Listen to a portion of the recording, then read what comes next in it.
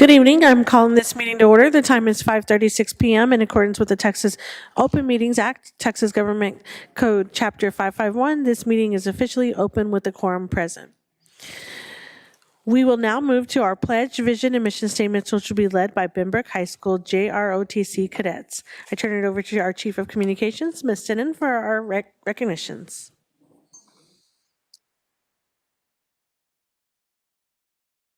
Would you please stand for the pledges?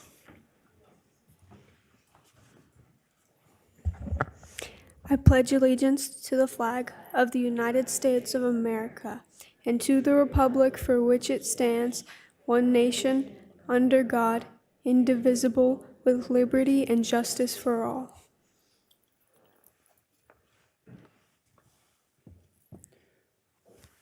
Honor the Texas flag. I pledge allegiance to thee, Texas, one state under God, one and indivisible.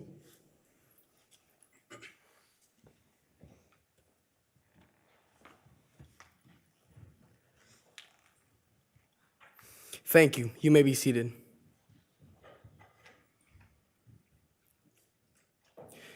The Fort Worth ISD vision, igniting in every child a passion for learning. The Fort Worth ISD mission, preparing all students for success in college, career, and community leadership.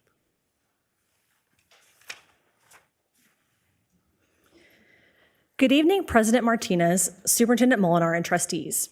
At this time, we invite our trustees to come forward to personally greet the students and staff who help make our district shine.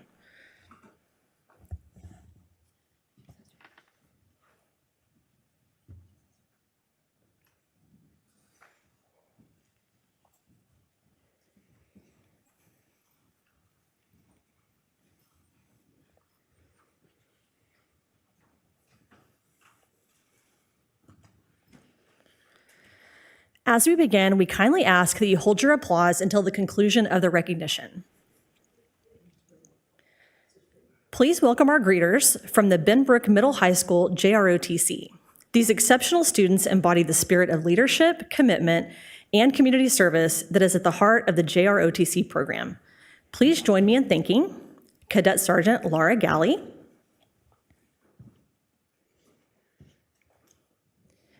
Cadet Captain Jeremy Wyndham,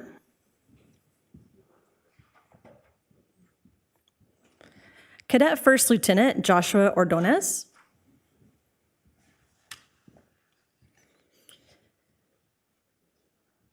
Cadet Private First Class Benjamin Dorff, and Cadet Captain Kyler Pearson.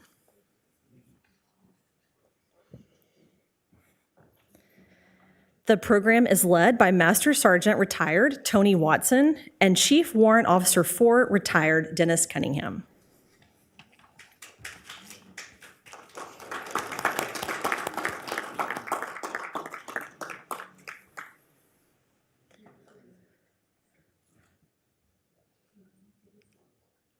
And now let's take a moment to take a quick photo with tonight's JROTC students and staff.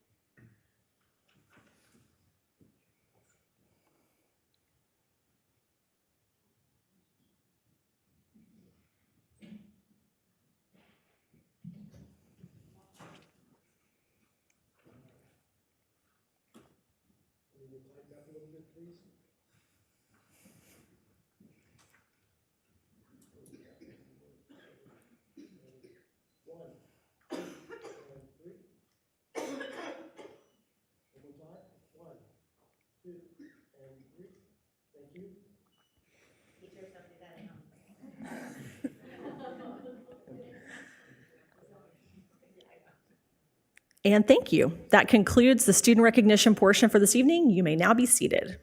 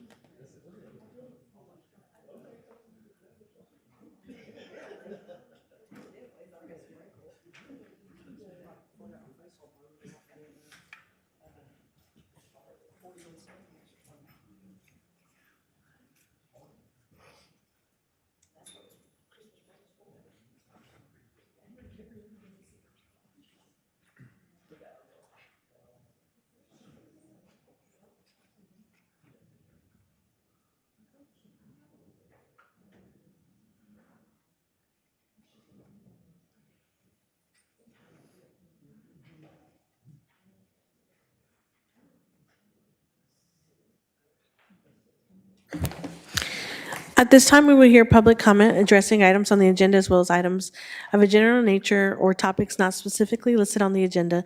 Let me remind you that because of restrictions by the Texas Open Meetings Act, board members may not engage in a verbal exchange about a subject that has not been posted. We will listen and take notes, but the board is prohibited from responding to any inquiries made during a board meeting on any topic not posted on the agenda. However, the board may reply with one, a statement of specific factual information given in response to the inquiry, two, recitation of existing policy in response to the inquiry, or three, direct the person to visit with staff about the issue. No presentation may exceed 3 minutes unless the speaker has prior approval for additional time because of the use of a translator. Speakers who require the assistance of a translator are permitted double the allotted time of speakers who do not require the assistance of a translator. Speakers, when your name is called, approach the podium by going to the back of the room, down the stairs, and coming up the sidewall on your right. As soon as the speaker begins speaking, the time clock will begin. Our first speaker tonight is Stephanie McCartney, followed by Sabrina Ball.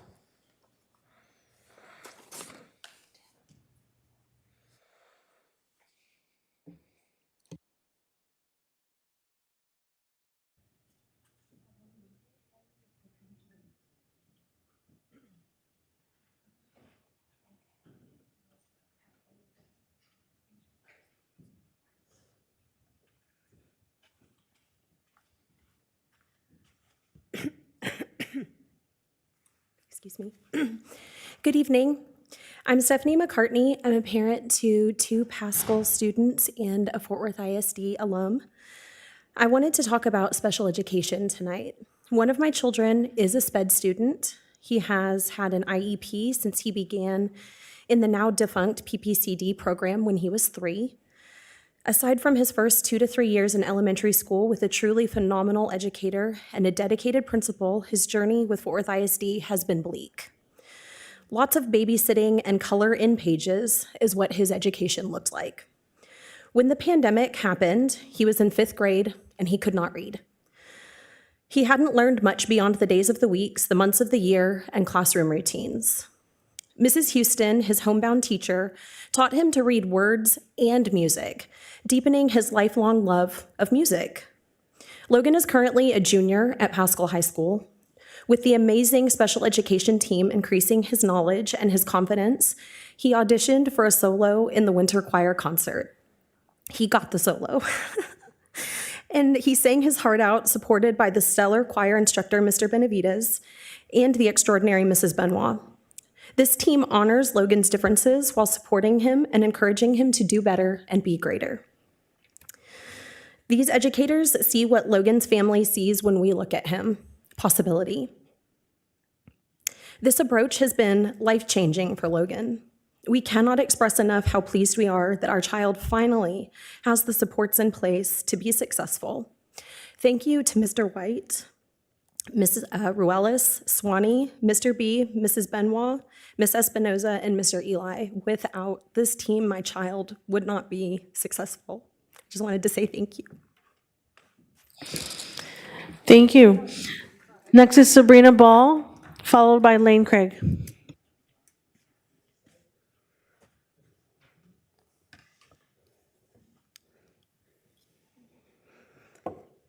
As Americans, we're being told that our eyes and ears deceive us, that our fellow Americans are lying to us, that in Minnesota, families are not being destroyed, despite the accounts of children being left in cars because their parents have been taken by ICE or wandering down the streets alone. We know what we see. We know what is happening.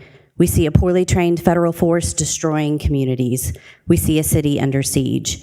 We have heard here in Fort Worth of middle school parents disappearing, of recent graduates in detention camps, of 18-year-olds preparing for graduation, scooped up by ICE.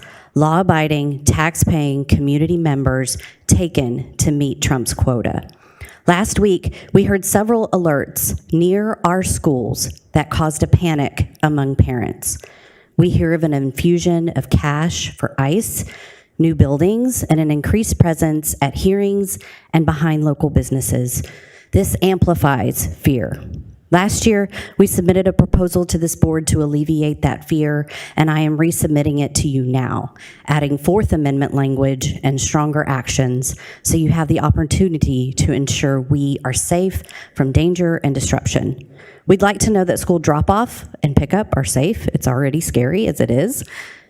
We'd like to know that ICE is directed to administration building and that no parent or student is taken from school spaces or events without a signed judicial warrant. I'm including Police Chief Eddie Garcia in this plea. We want to trust that police on campus are there to do no harm. I'm not asking you to stand against Trump or break the law. I'm asking you to follow the law and protect our constitutional rights. New guidance from the Trump administration regarding sensitive sites does not change the Fourth Amendment. Cooperation beyond what the law requires exposes this district to liability. And while you may not feel you have any power since the takeover, you still have the power to enact board policy and protect Fort Worth ISD families.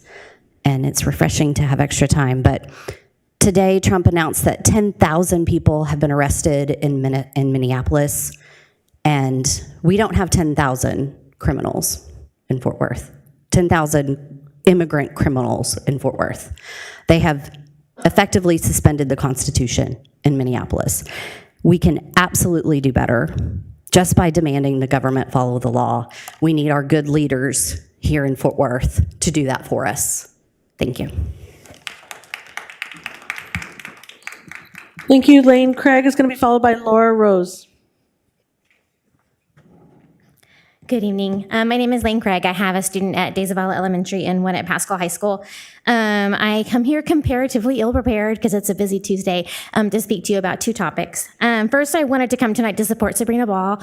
I think her proposal to insist that the district establish a direct, comprehensive procedure to help campus personnel deal with immigration enforcement agents on campuses and keep families safe is overdue, and I think it needs to be acted on immediately. Students deserve a safe learning environment that's free from fear and from disruption. We experienced that at De Zavala Elementary this past week when rumors online said that ICE was in the neighborhood. Parents were frightened. They came to the campus not knowing what to expect, and we don't have a sense of what that would look like. We don't have communication specifically from the district of where those officers would be directed or what parents should do if there is a disrupted pickup. And so the proposal that Sabrina has handed out and is distributing is very comprehensive and specific. And as a parent, I would like to see that enacted so that our students can feel safe on campus and our parents can feel comfortable with what will happen inevitably when immigration operations come to Fort Worth ISD campuses. Second, I wanted to speak about the ongoing conversation about facilities challenges. Especially last week's special meeting. Schools of choice have been drivers of resources away from neighborhood schools and engines of segregation in Fort Worth ISD, which studies show that this is a pattern predictable in cities across our country. Daggett and Monig Middle Schools, which are two schools that were highlighted for future action in last week's information from the facilities presentation, have particularly been impacted by schools of choice.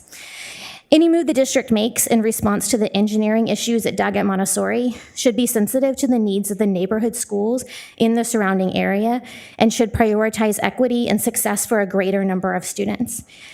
If Daggett Montessori must move, the opportunity should be taken to, for example, combine the middle school with Daggett Middle School in order to continue utilizing that campus for students who are zoned there.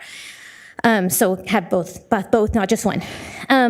Another example that I think some people might speak on tonight is to consider enlarging the Montessori at another campus to include at least one or maybe two-way dual language, thereby increasing the number of students that that school can serve. So I hope that y'all would think about equity as you consider what to do in response to that situation. Appreciate it. Thank you. Next speaker is Laura Rose, followed by Amanda Ine.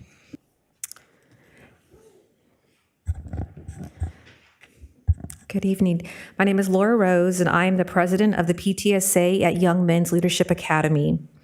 The mission of Texas PTA is to make every child's potential a reality by engaging and empowering families and communities to advocate for all children.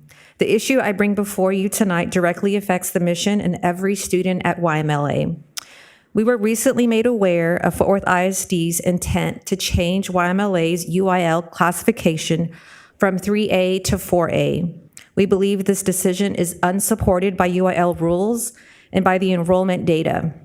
UIL classification is defined by one thing only: high school enrollment in grades 9 through 12. It's not total campus enrollment. It's not grades 6 through 12 combined. It's not projections or even growth estimates. Here are the current enrollment numbers at YMLA. 9th grade, 49 students. 10th grade, 40 students. 11th grade, 39 students. 12th grade, 49 students. That is 177 students in grades 9 through 12. Because YMLA is a single gender school, UIL policy doubles that number for classification purposes, bringing us to 354 students. For the 2026-2027 and 2027-2028 UIL realignment cycle, the published ranges are 3A is 246 to 549, 4A is 550 to 1,304. At 354 students, YMLA is clearly and unambiguously a 3A school. This is not subjective, it's math.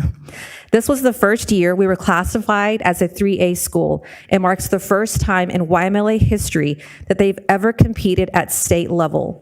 Moving us to a 4A would immediately shift our student athletes from competitive to outmatched. We have lived this before. When YMLA was previously classified as a 4A, the lack of athletic competitiveness directly contributed to enrollment loss.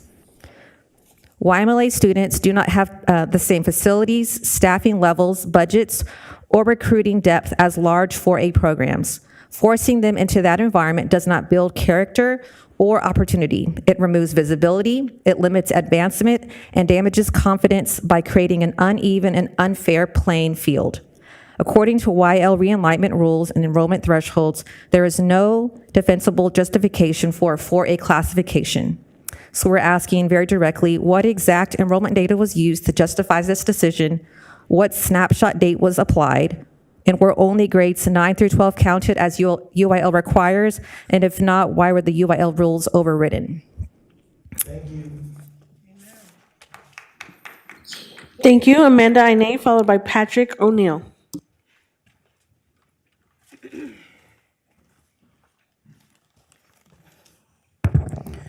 Good evening, Dr. Molinar, President Martinez, and board. My name is Amanda Ine. I'm a proud parent, taxpayer, and teacher here in Fort Worth ISD. Let's talk about the ridiculous timing of the December benchmark test. This test is normally given on the second week of November, allowing teachers the 3-week time in between Thanksgiving break and Christmas break to address gaps. This test was given December 11th and 12th, which is a Thursday and Friday before the final 4 days of school. I think we all know, Ms. Dar, what that can be like for elementary students, that time frame. They were not focused on a test, let me say that. All right, now, when it was given that, only 20% of my students showed growth, according to that test. Now, let's fast forward to January when we took MAP, which is more, the timing is better. The students expected during that time. 72.4% of my students met their growth in the projected MAP and STAR scores. That is more accurate. That is what the needs I now need to address in my classroom. I should not be penalized or punished in any way because that benchmark was given during that time, nor should any other teacher in this district.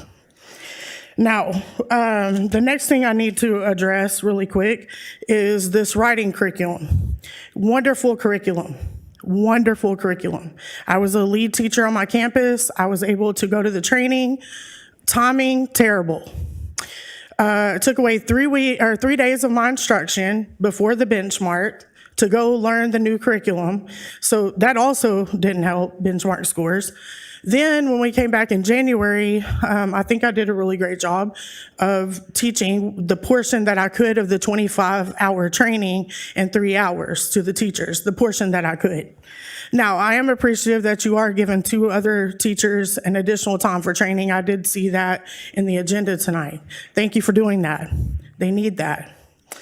Okay, on to this. And by the way, you have my data there in front of you. We need to talk about expectations in the classroom. You have an assignment in front of you for 3rd graders. In 10 minutes, they are supposed to read 2 passages, talk about how characters solve a problem in both of the passages, do an outline, and type in 2 paragraphs in 10 minutes. And I don't think any adult on that dais, including myself, a 19-year veteran teacher, could do that in 10 minutes. So I'm not complaining about what you're asking. I'm asking for time to do what they're asking these kids to do. Please be considerate of that, Mr. Chowdhury and other people, when you're planning these IPCs. Thank you. Thank you, Patrick O'Neill, followed by Bob Willoughby.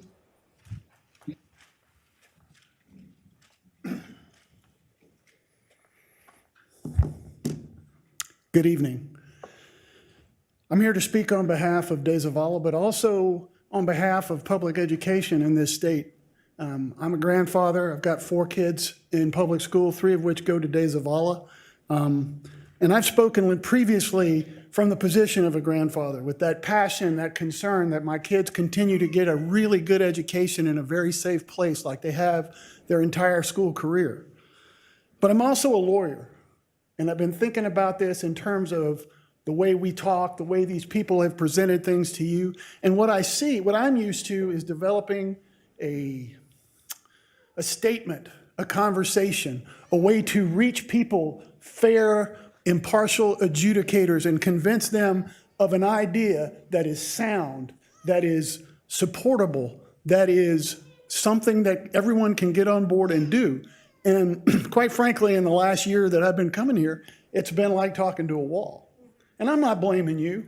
I understand that there are forces beyond all this that are driving an agenda that, quite frankly, feels like we have our finger in the dike. But I'm here to tell you one thing. There are people that are here to speak to you today, some of whom have already spoken to you, that are very smart people. The people that the parents of De Zavala students are very intelligent and very motivated to find ways to keep De Zavala open, but also benefit the other schools in the district, in our neighborhood, and everywhere else. So I come here today to not ask you to listen to me, but ask you to listen to the people with the real ideas who are going to have propositions to give to you that can really literally change the course that we're on right now, which seems inevitable. Now look, this fallback of declining infrastructure and declining populations is the reason that all this is happening. I turn on the TV, this is the same argument in every single district in this state. The bottom line is we're being suffocated for money. Our children are losing out because of it. And the solution is it's ridiculous. So why don't we come together and listen to these smart people, these intelligent people that have great ideas and make these ideas a reality that preserves the education of our children, preserves the integrity of the school district, and makes Texas a true example of education, not the laughingstock that it is right now. Thank you. Bob Willoughby, followed by Edwina Wilson.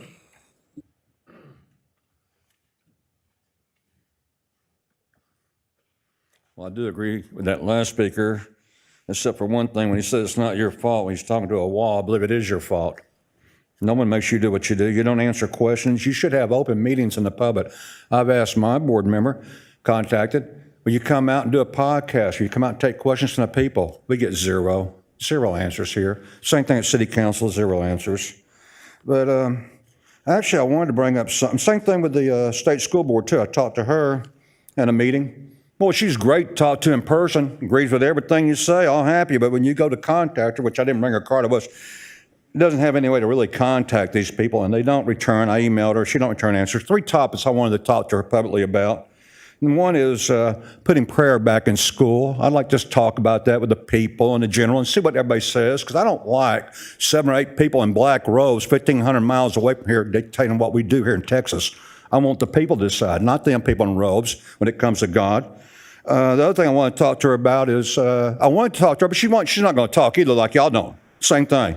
I wanted to talk about what's procedures to get these schools opened up to where if candidates want to rent a school, they can have debates in so people get more involved in our local government, because we don't teach that in school. And you know I'm big on local voter education. Should be in school. What good is it read and write and all that if you don't know anything about your local government and you become dictatorships like y'all, or more or less like dictators? You don't answer. No respect, so I have no respect for you. I was talking about putting prayer back in school. I noticed that the Commissioner's Court, they say prayer. City Council, they say prayer. Almost everywhere they say prayer, but you don't have a prayer here, you know? And I wasn't sure if you're familiar with this book. It's called the Holy Bible, written by, it's a book of faith written by the children of Eve. It's a very interesting book. Also, on these dollar bills, it says, "In God we trust," So there must be something to this. But you know what? It's allowed everywhere but in the schools. And the schools is the birth of knowledge. You got control. You teach the kids how to be, and what this generation, this country is going to be is by those kids in the future. And if they don't learn respect and voter education, and respect's number one, because y'all don't have it. I've gone to court, I'm still going to court with you over a stupid thing, and I want to change something real quick, we don't run out of time here. I was saying that the school wouldn't take responsibility for its action. Yes, in my court case against you, the school ISD is taking responsibility for the mistake it made. But the ISD is not taking responsibility from the damages the mistake it made. That's what they're not taking. So I got that rewritten in my court case. And you spent more money than ever. I can't believe on this. It's so stupid. And I tried to go up in records to ask how much money you spent in our first trial round. They don't know. How do you know you have good lawyers or not if you don't have any way to judge them anyway? Someone ought to talk to us in the public. That might be helpful. If you come out and talk to someone, I'm willing to talk to anybody in the public. Thank you. Edwina Wilson, followed by Kelly Moreno.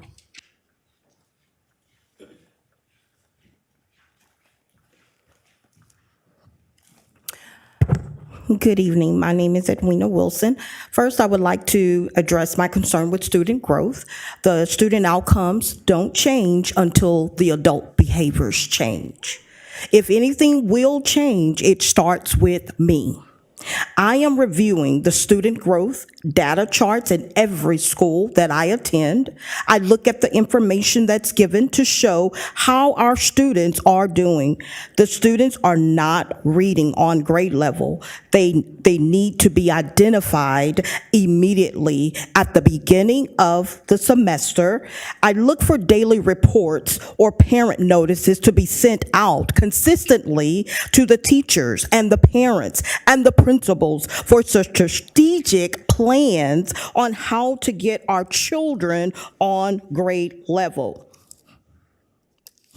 And before those benchmarks or assessments are given, before our beginning of the years and our middle of the year assessments are administered. I don't see any results that we cannot wait until these middle of the year exams to begin these types of communications to those parents, students, or teachers, or the principals. We have to be intentional. We have to be accountable for every student that enrolls at Fort Worth ISD.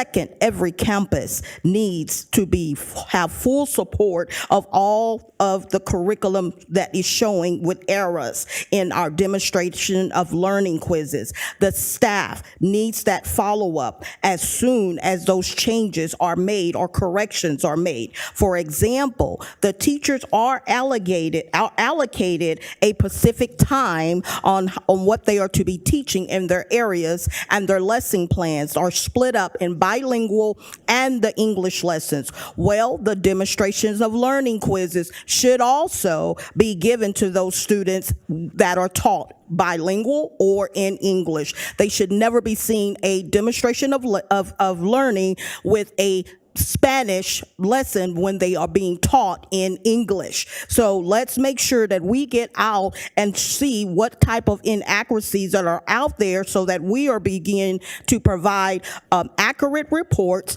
and then we have the key people in places to monitor all of the assessments that are being given to our students. And finally, our students cannot achieve growth without teachers being present. If the teachers don't change their behaviors, the students will not change their behaviors. And teachers, they do need the support from administrators, but because of disciplinary actions, they are not enforced inside of these classrooms. The students are very disrespectful to the teachers, and there is nothing being done to correct that error. Thank you.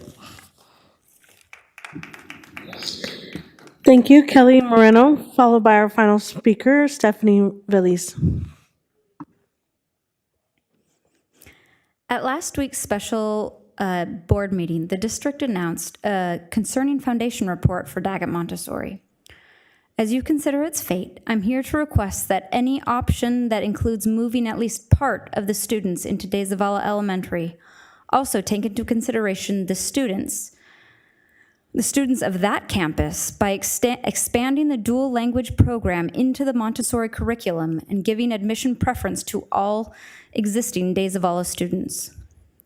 The Montessori has long been a source of division in the community, disproportionately siphoning off the wealthier and whiter families and the resources and increased parental support usually associated with those demographics.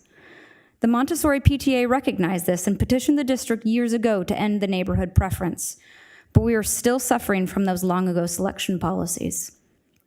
The most equitable of the practical options is to attempt to reintegrate the students by expanding the Montessori curriculum to include dual language and offering the existing De Zavala students preference in the admission lottery.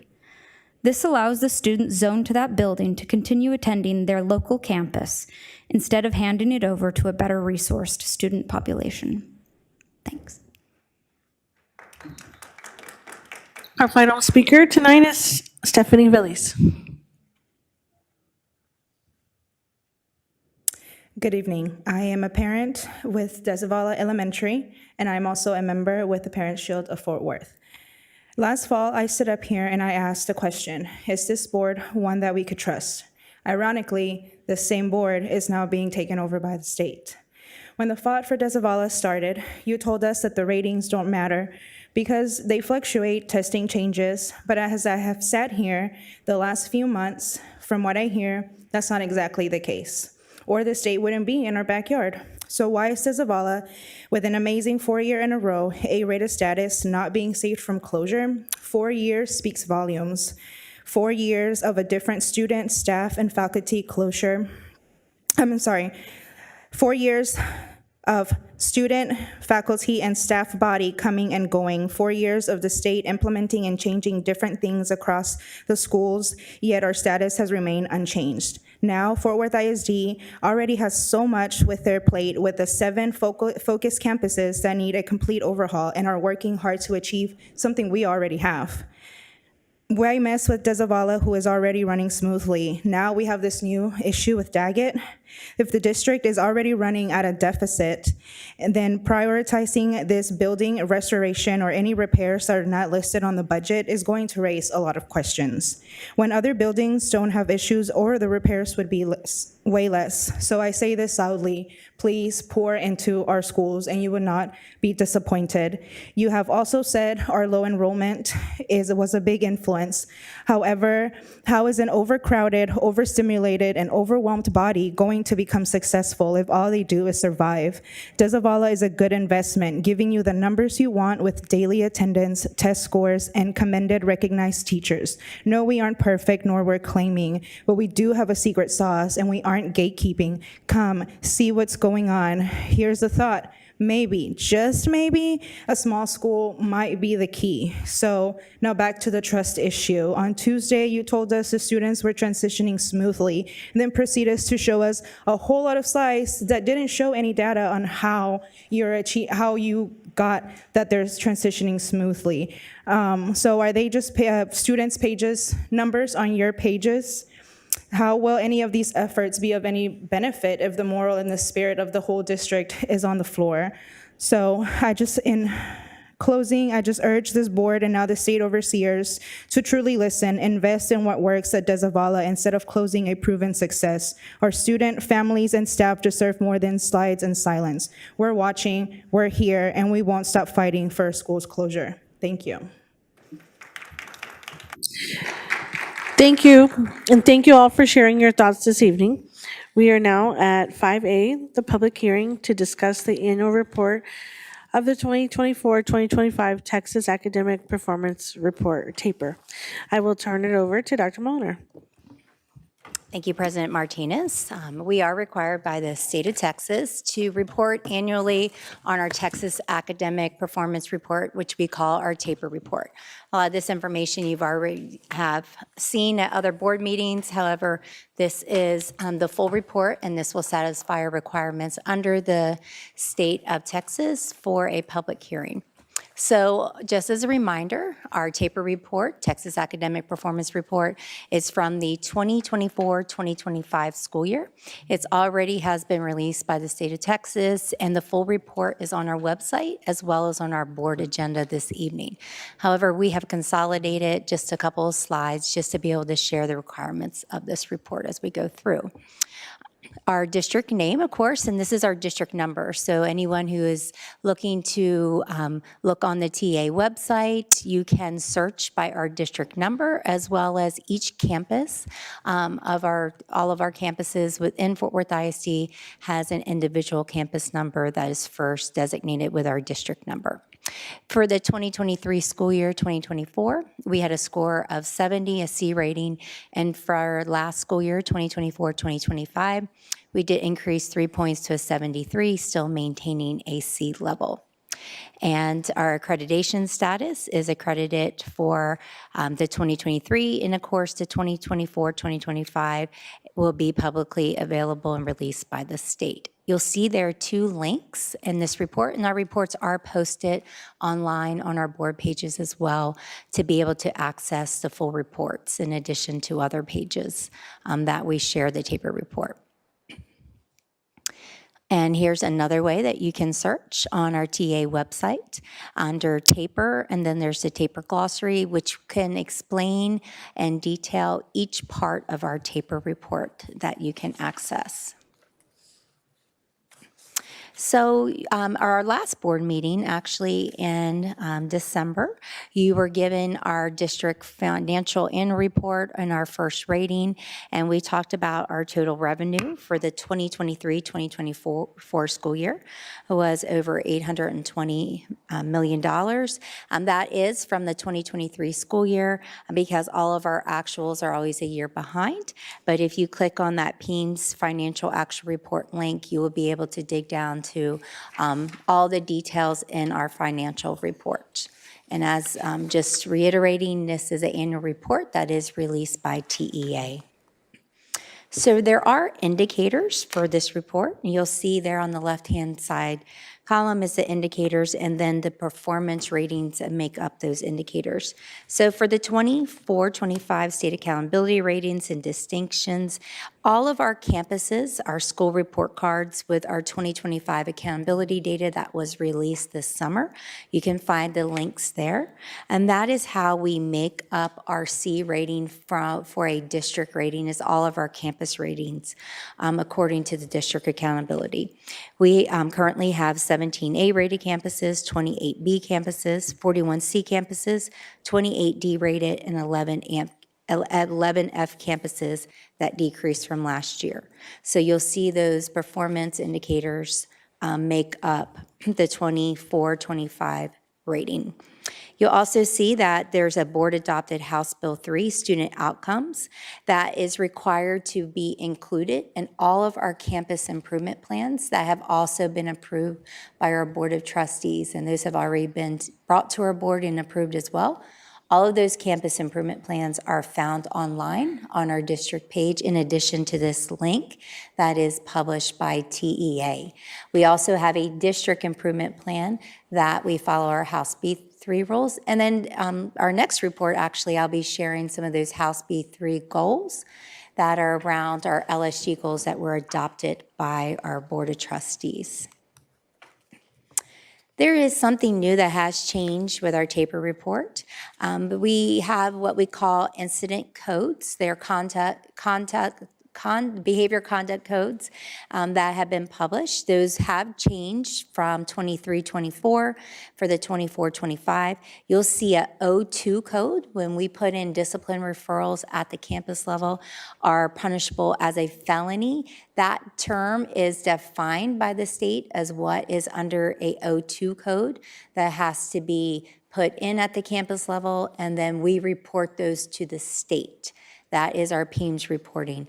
Last, on the 23-24 school year, there were 63. The 24-25, we had 45 codes that were designated as felony codes. 36 code is no longer being recorded. That's a controlled substance violation, and those are no longer being recorded. That gives us a total incidence of 63 codes and 45.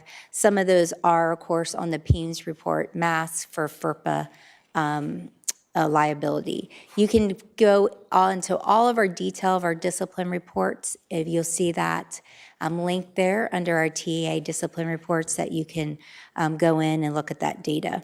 And then also we have our Fort Worth ISD policy, board policy manual, and then our code of conduct is also linked in there. So we want to make sure that you're seeing how we are in compliance with all the state requirements.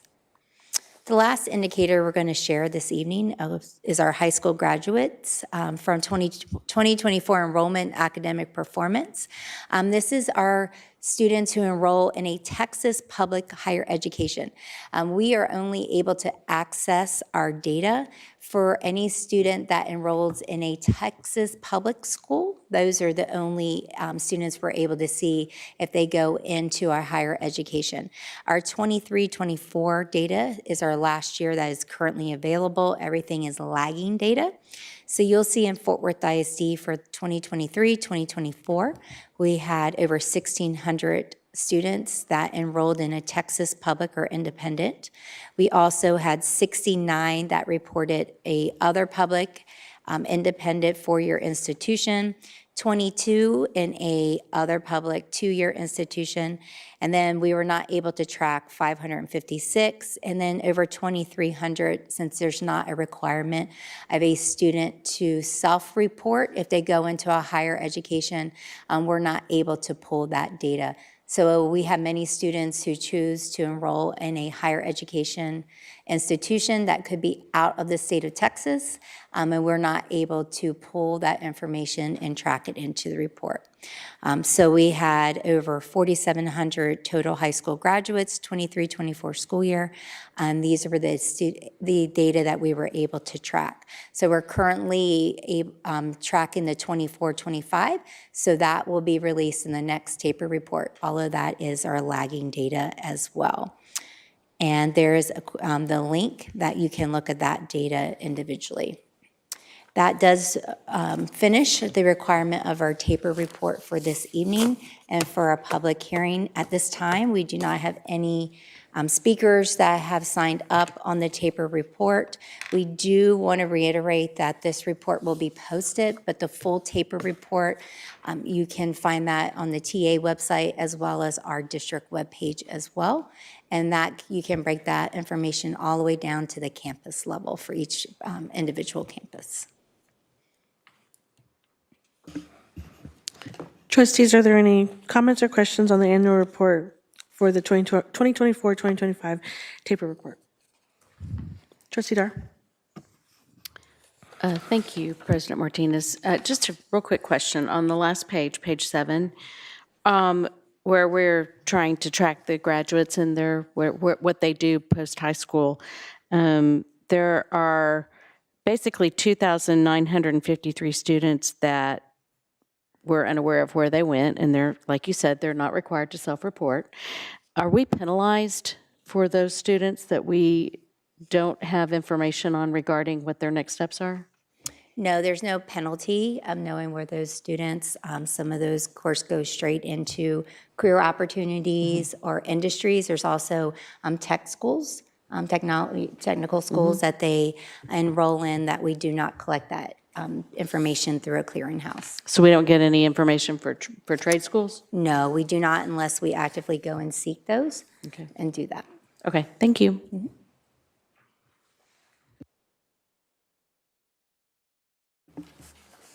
All right, seeing no other comments or questions, and as you said, we do not have any speakers signed up for public comment. Oh, sorry, Trustee Jackson. Thank you. I was a little late on that. So if the state, perhaps the TEA commissioner, requested that proprietary schools report this information, would that change your ability to access it? There are requirements according to our Texas public schools that are different than our private schools for reporting purposes. We have great relationship with a lot of our private schools here around the Metroplex that we try to gather that data. However, there's not an official clearinghouse in reporting. So that would be something that would be very helpful. Definitely, but it is something our counselors do a great job. We keep track of that internally, but those are unofficial results that we cannot report out to peers. Great. Thank you so much. Thank you. Any other questions or comments? All right, and at this time, as we said, we have no speakers for public comment.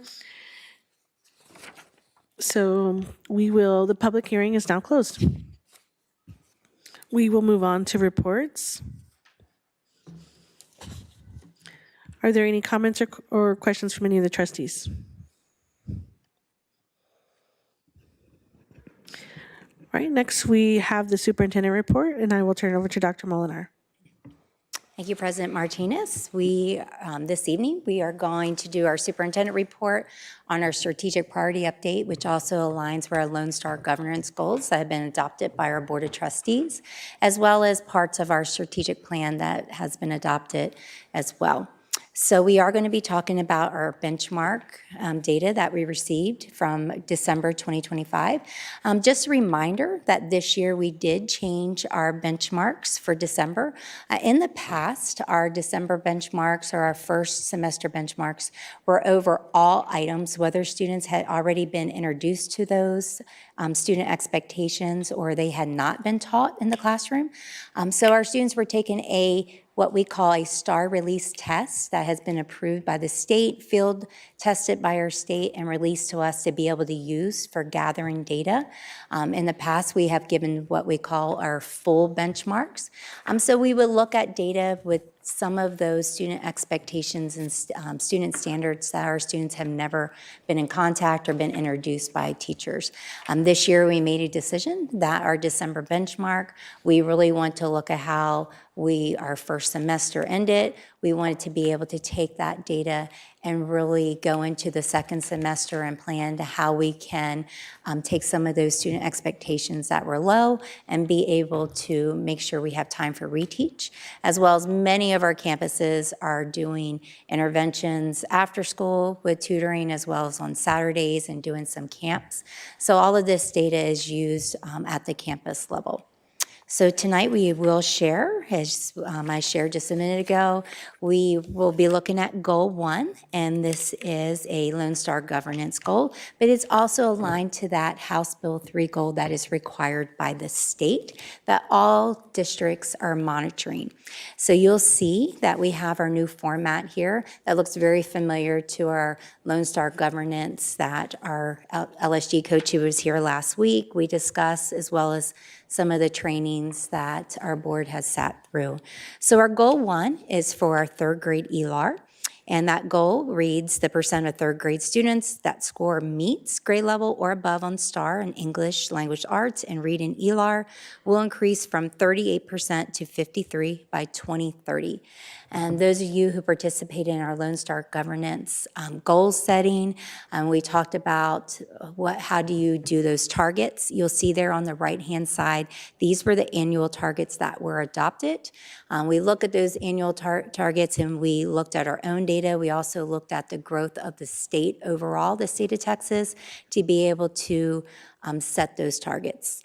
And of course, in Fort Worth ISD, we want to exceed our targets so that we actually exceed those each year and have to reset targets. Just as a reminder, we look at goal progress measures. Benchmarks were decided to utilize as a goal progress measure. That's why you're receiving this report this evening. The other two areas that we goal progress monitor is our 6 weeks test. And as one of our public comment, we're talking about other assessment data that needs to be shared with our parents. So we realigned our assessments, our 6-week assessments this year. The last year and the year before, we were doing 9-week assessments. 9-week assessments were not aligned with our student report cards and our student grading system at 6 weeks. Our current curriculum framework and our IPCs are written in 6-week increments. So that's why we're now measuring at 6-week assessments. Our parent-teacher conferences, we show that 6-week data as well when we have hosted our parent-teacher conferences, which we just had our first one for the fall in November. So you'll see, just as a reminder, you'll see for our third grade ELAR, for the first 6 weeks, we were at 20.67. The second 6 weeks, we saw, after implementation of more fidelity of our framework, we saw our students increase to 40.29. And that was our last report on November, Superintendent Report of 2025. We just have our map in middle of the year window, and that opened up last week. We'll be able to see our growth progress measure. It is one of our GPMs for the end of the year assessments to see if our students meet or exceed the grade level norms. As one of our teachers shared during during public comment, we do look at our MAP data. We're looking at that data right now for the middle of the year that our students took. That shows us great data if our students are on grade level and if they are going to be able to meet or exceed that grade level norm. Our MAP data is national level, where we look across the nation in comparison, where our 6-week assessment is a local assessment. And then our benchmark is a state STAR released. So you'll see we have 3 very different assessments that give us a local lens, a national lens, and then a state lens with our benchmark. Just as a reminder again, you'll see here a comparison of our 2025 February. That's when we gave our last benchmark last February. So that was a little over a year ago.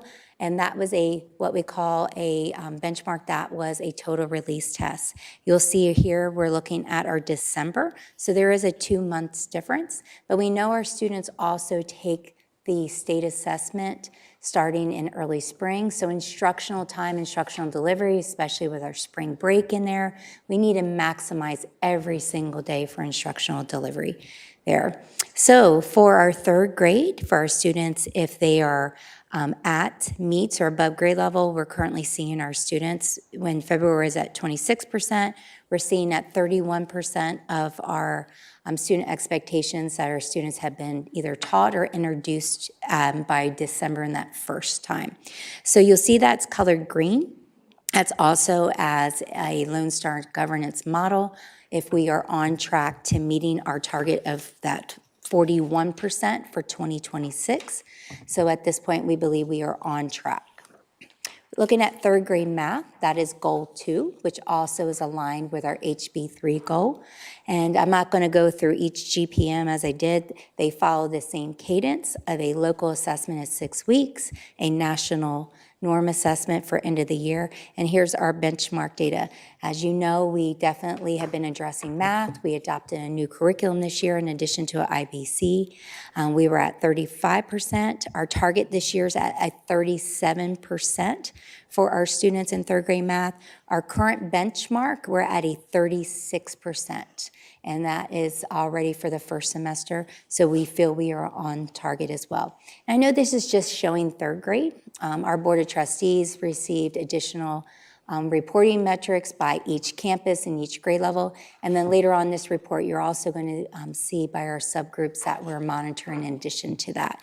So we look at every grade level that took a benchmark and report out. However, these are our Lone Star governance goal progress monitoring that we're required to share. Goal 3 is our CCMR goal. We do want to show a little bit about that, a little different, because our CCMR is our percentage of graduates that meet the criteria for our CCMR outcome bonuses. And you know, Mr. Chowdhury presented a big thing on CCMR in November and showed how we're revamping, how we're looking at our CCMR. It is essential that our high school students, it's not just for graduation that they meet the requirements of our end of the year certifications, our EOCs for graduation, but we need our students to also meet their CCMR outcomes. And that's just not for the bonus funding, but that is for them to be able to also earn our certifications, as well as be able to maybe have credits going into a 2-year or a 4-year college as well. Here you're going to see broken down by Algebra 1, Biology, English 2, English 1, English 2, and U.S. History, which are all of requirements that are requirement for graduation rates. You'll see here of our number of our students that were tested, and you'll see that broken down from 2024 to 2025, and then how that impacts how we still have some of our seniors who still need to pass those requirements. This is our retesting data. Our December retesting data just came in right before break, so we're sharing, of course, with our stakeholders where you're seeing a 9-point difference from 2024 to 2025 in algebra. We know that that has been a big focus for our high schools. And then biology, we're seeing 1 point where we actually have 1 point decrease, but we saw a 5-point gain in English 1, English 2, as well as an 8-point gain, and then a 68 to 69. So we do feel like we're on track for our students for their graduation rate, increasing that. So here's data that is separated from that December into the course, the EOCs that we were talking about for our retesting data. And these are our students who are at meets grade level. We know for our retesters, their measurement to be able to be considered to pass that EOC as that approaches. We measure everything by meets grade level, so you'll see here the difference and where we're making those gains for our students. So you see, I won't read to you each of the percentage points, but you see we are in the green for being on track for our students actually accelerating to be able to at our December end of course. So our students who are retesting did much better on our December retesting. It is our goal our students should not have to retest. And that is something we have discussed with our high school principals. We have been working with them. We want our students to be able to pass our end of course exams the first time around. When our students have to retest, and you've heard me talk about this, I get very passionate about that. We are taking opportunities away from our students on a daily basis. When they have to go back and retest, we have to look at what courses they're taking. We have to change their scheduling. We take opportunities away from them to be able to participate in CTE courses, to earn IBC, to earn certifications, or to get college credits that can help them in a 2-year or 4-year. So we must decrease the number of students who need to retest to pass at the end of the course, and they must start being able to pass those exams the very first time around. So that's why you see the implementation of the instructional planning calendar and the curriculum frameworks all the way into the high school level at algebra and English as well. We must do this for our students so they are able to pass those end of the course exams in addition to that. Here is our goal 4. We did adopt an English 1 end of the course exam, very similar to what you saw. When we look at third grade, you'll see here that we added in, and this is something we talked a lot about. I wanted to thank Ms. Inage for talking about our writing curriculum that we have adopted and the writing training. We saw, when you look at those extended constructed responses, our students who are taking English 1, that is a requirement for them to graduate, they were not able to pass that EOC because of the portion that includes our writing portion, just not the multiple choice portion of those.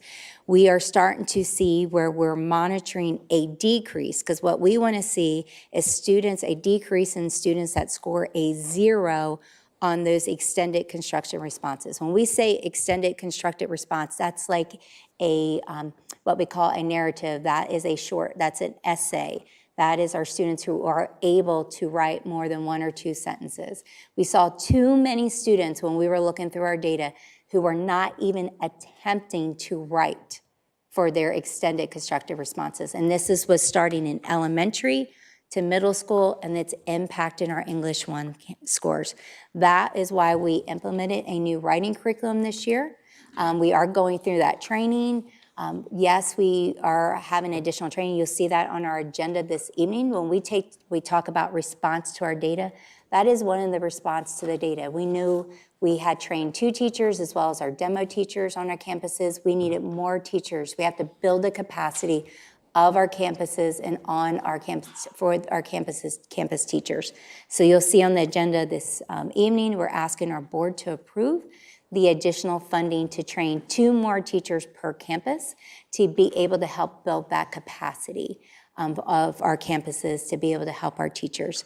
We need to decrease these zeros. So you'll see here where we're not only looking at benchmarks for our English 1, even though we were at 38% this year, we're at 40%. Our goal, our target is 42. We feel we're on track with that 40%. But then also how we're looking at 6th, 7th, 8th in English 1, where we were with a decrease in a 0. We have to have our students not only respond to those, but be able to receive a 1 or 2 or higher to be able to count for those assessments. Our 6th grade, that is our area that we're still working on. We know moving in from 5th grade to 6th grade, our students have a lot of different transition. They have more teachers. That's why we double blocked our ELR and our math in 6th grade, 7th grade, and 8th grade. We're seeing those gains in our data when we look at our benchmark grade in our middle schools. We know we need to look at the 6th grade specifically when we're looking at those extended constructed responses. But we do see the gains in 7th and 8th grade. We have decreased from 33 to 29%, and from 8th grade, 44, we saw a decrease of 0s to 37. So this is where you'll see that opposite. You want to see your scores go down. We don't want them to go up because we're decreasing 0s. That means our students are writing and scoring and they're getting those scores. And then of course, English 1, which is very important. That, as a reminder, is a graduation requirement we see where we decrease from 50% to 43%. This was our first benchmark. We also have those extended responses in our curriculum framework where our students are writing on a daily basis. We appreciate that feedback. We're going to go back, and I encourage our teachers, just as one shared this evening, when they see something they think is a timing issue or issue in our IPCs with our pacing, we have a button, a feedback button that we're looking at constantly. Do we want our teachers to give us that feedback? You can always, of course, you can share like our teacher shared this evening. You can email us directly, but we also ask you to go straight to that feedback button so we can look at that, to how can we pivot and make some of those changes if that needs to happen before we write the next 6 weeks for our instructional planning calendar. Our goal 5 that our board adopted for Lone Star governance was the number of F-rated campus will decrease from a 9%, our current 11 campuses, to 0% by 2030. You'll see here how we look at those. We're looking at, of course, our multiple year unacceptable. We currently, when we were looking at our benchmark scores last year in 2025, at 17%, we're looking at 23%. We look at our D-rated campuses, is where we're looking at students' scores that meets grade level or above for benchmark assessments for all subjects and grades combined at D-rated campuses. 19% last year, we have increased to 25%. And then you see where we have pulled out just our F-rated campuses. We're at a 12% last year. They're hitting a 21% on their benchmarks for this year. So you see how we are pulling those out, where we sum those up, but then looking just at our D-rated campuses or F-rated campuses. We talked about response to data is a requirement for LSG. When we look at those, our campuses do receive individual reports. Our assessment team also has already been working with our principals, assistant principals, and teams on looking at individual campus reports all the way down to students. We're very excited about some new dashboards that we can drill all the way to a teacher and then to a student to look at their SEs. Our principals engaged last Thursday at our principal meeting around this strategy as well. So they are actually able to work on specific grouping by students down to the SE, the student expectation. So when they're doing their intervention groups, when they're doing their reteach groups, Saturday tutoring, after school tutoring, they are able to group. It's very fluid. We do not need every student to get a reteach on every student expectation. That was the purpose of doing these benchmarks with only what has been introduced and taught to our students so far. We need to be very strategic and explicit to what we're reteaching. You see that in our IPCs on a daily basis. That's why we do a DOL. Every student has the opportunity, if they need to be put into a reteach group, we pull them in. If they have mastered that, they go to a challenge group. We have to also design our tutoring groups like that, our after-school tutoring and our Saturday tutoring. A student should not be just said, like, if you scored this on a benchmark, you're automatically staying for tutoring 4 days a week, and you're coming to every Saturday. We have students who just need explicit and specific intervention on a student SE, and that's what we're designing. That's what we're looking down to the data, all the way down to the SE. Our curriculum and instruction department also has already created those intervention lessons. We looked at that data in December, and they were able to create those lessons, and those were already distributed out to the campuses and to the principals to be able to also utilize for the reteach group. We are taking that out of the teacher's hands so they don't have time to plan for a lesson as well as a reteach and an intervention and a tutorial. And we're not buying scripted packets from a vendor for that.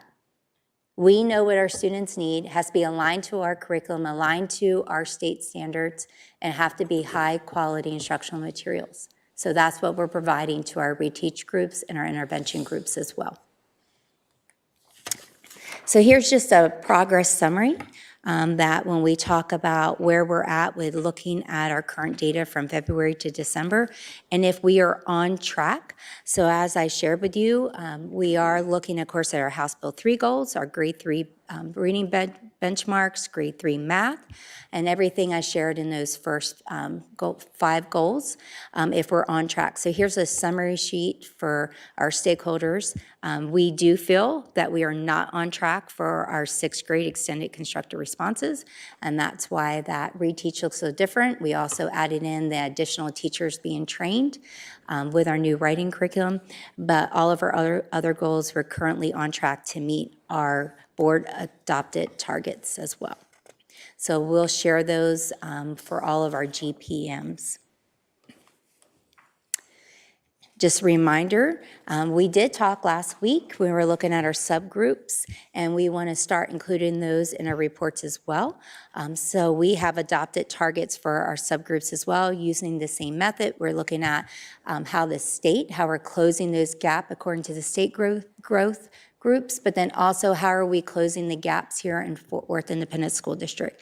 So you'll see here we have set annual targets by all the subgroups that we monitor, our African American, Hispanic, White, Special Ed, Economically Disadvantaged, and our EB and EL students. And thank you for our public comment about the expectations and what not only our students who are in our EB classes who have dual language, but our teachers.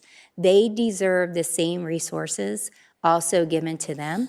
And that's why we have adjusted and made some adjustments to our curriculum writing for our EB teachers and our EB students to make sure that we're getting those to them in a more timely manner. So we've had to make some adjustments, and I want to thank our CNI team for recognizing the need. That was feedback from the teachers that we heard. That they needed their resources a lot faster, so we were able to adjust. And we talk about being able to react to our data. We reacted to that data, and we were able to also contract out some additional writing in the area of our bilinguals, for our bilingual students in our bilingual curriculum. So you'll see here that we have adopted those annual targets for 26 school year as well as 27. So we'll be adding those and updating those in our LSG goals as well and presenting. So we'll go through these here. Here's our third grade map, where we're at. You look at our African American, you'll see where last year they were at 9% for our third grade math, they're at 21%. With our December benchmark, our Hispanic 15 to 34, our white 39 to 65, and our special education a 7% to a 20%, economically disadvantaged 12% to 30%, and our EB/EL 13 to 32. All this data we're sharing you, just a reminder, all of these students have been given access to a curriculum framework, instructional planning calendar, managed instruction with highly qualified instructional materials that has been approved and adopted by our state, which is under TEA. So you'll see where we are starting to see those gains with an aligned instructional framework. Here's our English 1. We're showing you our targets that go all the way out to English 1 here and our subgroups, and you'll see the gains that we are starting to make in our English 1 as well with our benchmark. And then, of course, looking at those constructed response here in our next slide, where you'll have our targets from 2026 to 2030, and our district, 6th grade, 7th grade, and 8th grade as well. So switching, that covers our LSG requirements for our GPMs, reporting out on those. And if we are on track, just as a reminder, we will be definitely bringing any new data. Even though our MOY data for our MAP testing is not part of our GPMs, I have asked the board if I can bring those back in February, just so you can see our MOY data. We will be, of course, when we look if we're on track, and if we do meets, that was a decision for our GPMs for the end of the year, but we felt like that middle of the year data is very important in addition to that, so you'll see that being brought back for February. So now we're going to talk about strategic compensation. You see that on the board agenda this evening to be approved in the 2025-2026 school year, this school year. We are asking to participate. We are in the middle of a state cohort for strategic compensation. And actually, we were able to spend the morning in Richardson with other districts participating in that strategic compensation cohort and be able to work with them and learn from them, as well as our what we call our consultant that's helping us work through that. So you're seeing in 26-27 a launch of a principal performance-based evaluation and compensation system that really is rooted in best practices. We already are paying our teachers through teacher incentive allotment who we see student growth. So we will now be launching a principal performance-based evaluation for principals and assistant principals. So you'll be hearing a lot more. I actually presented to our principals last Thursday, showing them a glimpse of what that will look like, and we'll be bringing that forward in addition to that. And then, of course, we'll be continue to discuss, you'll see this evening, how we are looking at our ACE model and what we are asking our board this evening to adopt for our compensation around just our ACE. So here's just a little reminder. We have two big initiatives going on right now. We have 14 campuses that are participating in a state initiative that we call the Additional Day School Year. That's our at-sea campuses. So we have 14 campuses that we have already approved for this school year that have 25 additional instructional days that we've added to their calendar. And you'll see there on the right-hand side, these are our campuses that fall under 25 additional school days. That means our students will continue past Memorial Day, and they will be going into the end of June for additional school day.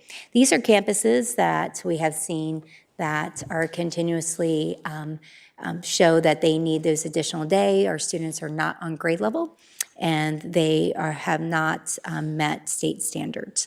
So you have those 14 campuses, and then we have identified 6 campuses that we are going through a reconstitution that we have identified as our accelerating campus excellence model, our 6 ACE campus. These are our restart models. This is where our staff will reapply. We have a requirement that at least 50% of our core teachers in reading and math, other core subject areas, are teacher incentive allotment, TIA designated teachers, to be able to be staffed on those campuses. And then they are also a part of our additional 25 additional days in addition to that. Well, of course, we know those 6 campuses have been unacceptable for multiple years. We have students there, we have our neighborhoods, we have feeder schools, that they deserve the best teachers who have been already designated at the state level as a distinguished or master teacher. So we're asking those teachers and we're asking principals and staff to be part of these ACE campuses, Accelerating Campus of Excellence. So what we're asking our board to do this evening is to adopt a ACE compensation plan. So what does that mean? This is just our example here, that for our category 1 of instructional staff, for a STAR tested area, and of course in elementary we know that starts in 3rd grade, for our math and our reading, or in 3rd grade math and reading. Here's an example, a new base salary for a teacher. This is for a teacher. If you're a TIA designated teacher, that you apply and you're accepted to be on an ACE campus, your new starting salary is $100,000 for a teacher. We need the best teachers on these 6 campuses. We need them across our district, but we know that these campuses have historically been underperforming. And we have to do something radical. We have to do something now for those students. So we are already starting to recruit. And you'll see $100,000 if it's a non-STAR core. That means if they're still doing a core, but it's not a tested STAR in a grade level, $100,000. Also a non-tested, they will start at base pay of $91,000. And then for student support service, if you are asked to be part of this team, your base pay will be at $88,000. This is in addition to their TIA money. This is our base salary. So it is, what we're asking is that for each of these 6 campuses, at least 50% of those teachers are already TIA. They have already been established by the state of Texas through TEA that you are a distinguished or master's level. So they are already receiving additional compensation of teacher incentive allotment. They will maintain the extra money, and then we're going to pay them a starting base pay of $100,000. We're putting the best teachers at these schools. We're recruiting the best. That's just not internally, but that's externally. Around the state of Texas, we're asking anyone that's already TIA, not only in this Metroplex, but across the state, come join and be a part of Fort Worth ISD, and we will pay you to get the results for our students. You have shown you've gotten those results on other campuses and other districts, as well as here, and we're asking you to come be a part of this team. We also need the best leaders as well. So you'll see here we're asking this evening is for our board to adopt that compensation model for those 6 campuses. We have 3 elementary campuses, so we're asking those elementary principals will start out at $130,000 for their salary. Our middle school principals, $145,000 to lead those campuses. And then we have included our assistant principals and our elementary and middle school counselors, our librarians, and then our licensed health professionals will get an additional $10,000 stipend as well. So we're asking our board trustees, you'll see that on our agenda tonight. So your feedback on everything around Fort Worth ISD is definitely wanted, and we need to hear what we're doing well, what we need to do better at. So we released our survey before Christmas, and we're starting to get those responses in. This is our next big push from now until the end of January. We have left this open for over a month's time. That's how important and that's how much needed. So we're asking all of our partners, I see Parent Shield with us this evening, please push this out to all of your stakeholders on your social media platforms. Our PTAs, please push this out. Our UEA, our partners at UEA, we need feedback from our parents, from our teachers, from our employees. That's how we get better. That's continuous improvement. That's coaching for us. And we look at those, we make goals, we see how it's aligned to our strategic priorities, but it also helps us with our budget planning. What do we need to do different and what do we need to get better at? So there's a QR code, but then you also, our communications teams have been pushing those out on our Blackboard, through our s'mores, your need to know that we send out weekly on a weekly basis. And then of course it's on our webpage in addition to that.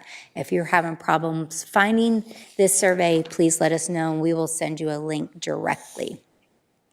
So as we're anticipating the second semester, the spring semester, just a couple reminders. We're doing something a little different this year. We know pre-K is very important. It's very important we get our students, our new 4-year-olds enrolled in pre-K, and we want to know who's coming to Fort Worth ISD as a 4-year-old next year. So opening on February the 2nd through March 31st, we're doing a pre-registration form for all families to complete for any new pre-K student or student new to Fort Worth ISD. Any new pre-K student for next year or new student to Fort Worth ISD, it's a pre-registration form.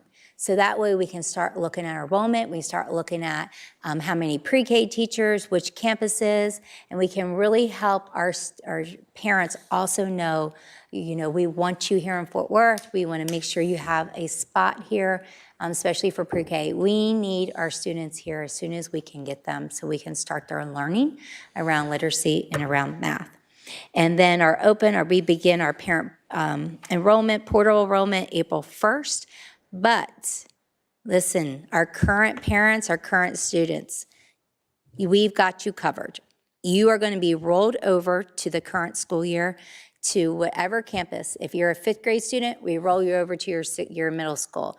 If you're an 8th grade student, we're rolling you over to 9th grade. If you're a 2nd grade student, you're going to 3rd grade, we're rolling you over. You're not going to have to fill out every single form that's brand new. We'll be releasing on August 1st. You get to skip to step 3, and you only have to do some verification forms to make sure we have your most updated information. And then if there's any forms that are required by the state or that are required for a certain grade level as well. But we're very excited. We're trying to make this a lot easier. I was a parent. My daughter graduated from Fort Worth ISD. Every year I was filling out the same forms over and over. Last year I said, there's gotta be an easier way. You're already our students. We have all your information. So now we're rolling you up. We've got you covered, and we'll just ask you to do some verification, and that won't be until August 1st. If you're here, you're staying here, and you have a spot here in Fort Worth ISD. And that concludes the report for this evening. Trustees, do you have any comments or questions?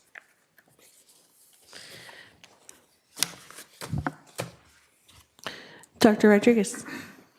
Yes, did we get accepted into that cohort or the additional funding for the ACE campuses, I believe it was? So we have not yet. That's a great question. Thank you so much, Dr. Rodriguez. So there's a requirement for the ACE campuses that you have to meet a criteria.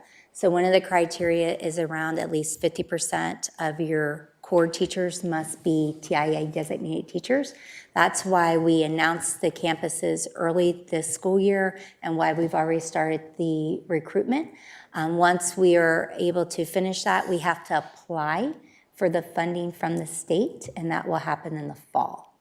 But at this time, we do not, so we will be building our budget around those 6 campuses, whether we get the designation from the state or not. Okay, so we're already about 40 million over budget, correct? So how are we going to be able to sustain the additional salaries? So that's where when we go in, the compensation, of course, is for those teachers. That's why we chose those 6 campuses. We also be looking at some of our other funding, our title funding.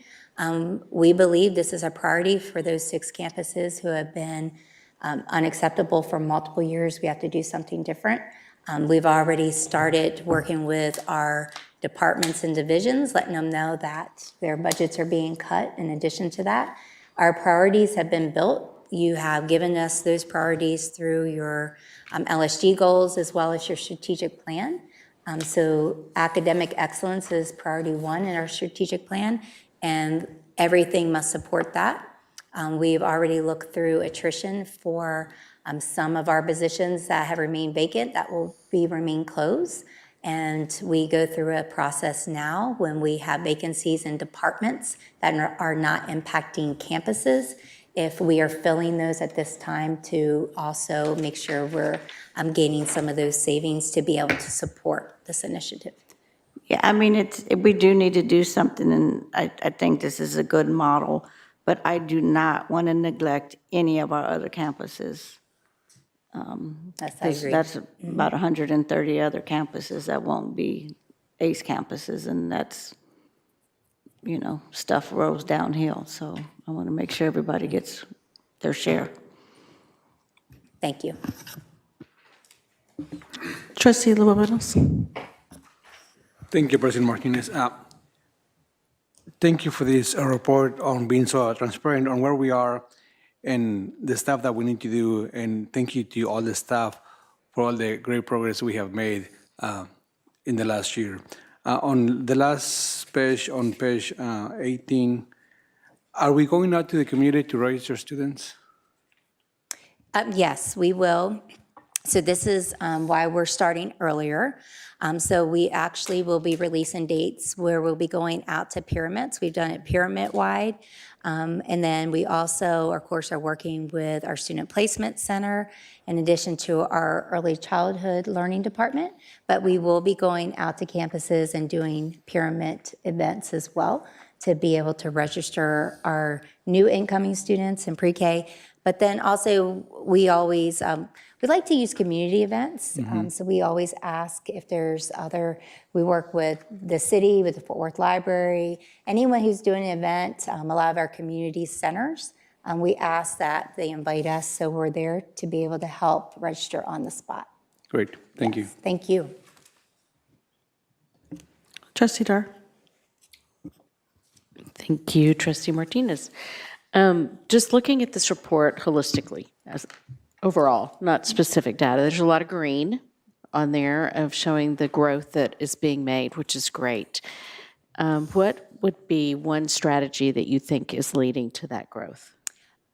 Well, the first strategy that has been the most impactful is the implementation of the instructional planning calendar and the curriculum framework. There's some other data that we're looking at that I'll share in February when we look at our students who are continuously enrolled on our campuses, and we look at our mobility rate and how many of our campuses, especially right now, and I want to thank our assessment team. I get these things in my head, and I only give them like a 2-day window to turn it around to me, and they do it. But I said, pull my DNF campuses and take my benchmark scores, and I want to look at continuously enrolled students for 3-year trend history and look at it.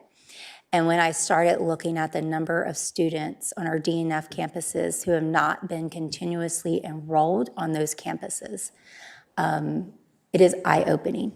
So when I talk about an instructional planning calendar and a curriculum framework, I'm talking about Our district has a mobility rate. That's not an excuse. That is not an excuse for where we're at as a district. But now when students go from one school to another, the instruction, the format is aligned. The resources are aligned. The curriculum is aligned and looks the same. When you have a student, and I'm going to say a middle school student, and they, one day they're enrolled at Meadowbrook Middle School, and then something happens in their life, and they go over and they're enrolled at G. McClung or Rosemont Middle School. They walk in, and within a day or two, they are receiving the exact same student expectation. The format of that instruction looks the same. The slides. Now the delivery looks different because that's the beauty of teaching. That's the beauty of the adult in front of the student. But they walk into a classroom already familiar with that curriculum and those instructional resources. That is a game changer for our students in our district, for our teachers who receive our students who have high mobility rate. Think of how that, as a teacher, you're an educator. I'm thinking how as a teacher, like instead of saying, oh, come in, let me give you this, this is what story we're reading. It varied classroom to classroom on a campus before. Now it doesn't even vary from a campus within our district. That is game changing for a district our size. So we are at the start, we're at the onset of it. We're like 5 months into this implementation, and we are tweaking it. We do find errors. We do want feedback. We're not perfect, but what we have put in place has totally been a game changer for our students, for our parents to be able to also have access to that and to know their students are walking into a classroom, that the instruction in that grade level in a different school is aligned.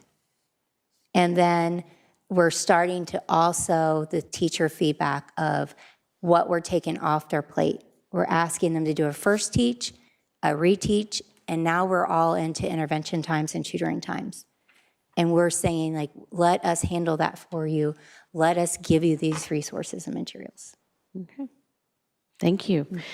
Is there, last question, is there anything that we have tried that we have abandoned, that we have said, and perhaps there's not, and it may be off the top of your head, and I'm sorry to put you on the spot with that question, but what is it that we've tried that we realized this isn't working, because that's a part of growth, that we have decided that is not in the best interest of student success?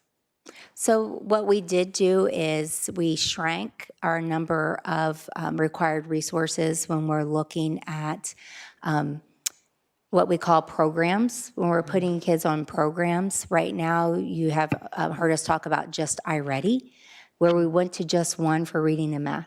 Before, our teachers, there was multiples, like 4 or 5 that we said, use Dreambox, use this, use Renaissance, use this.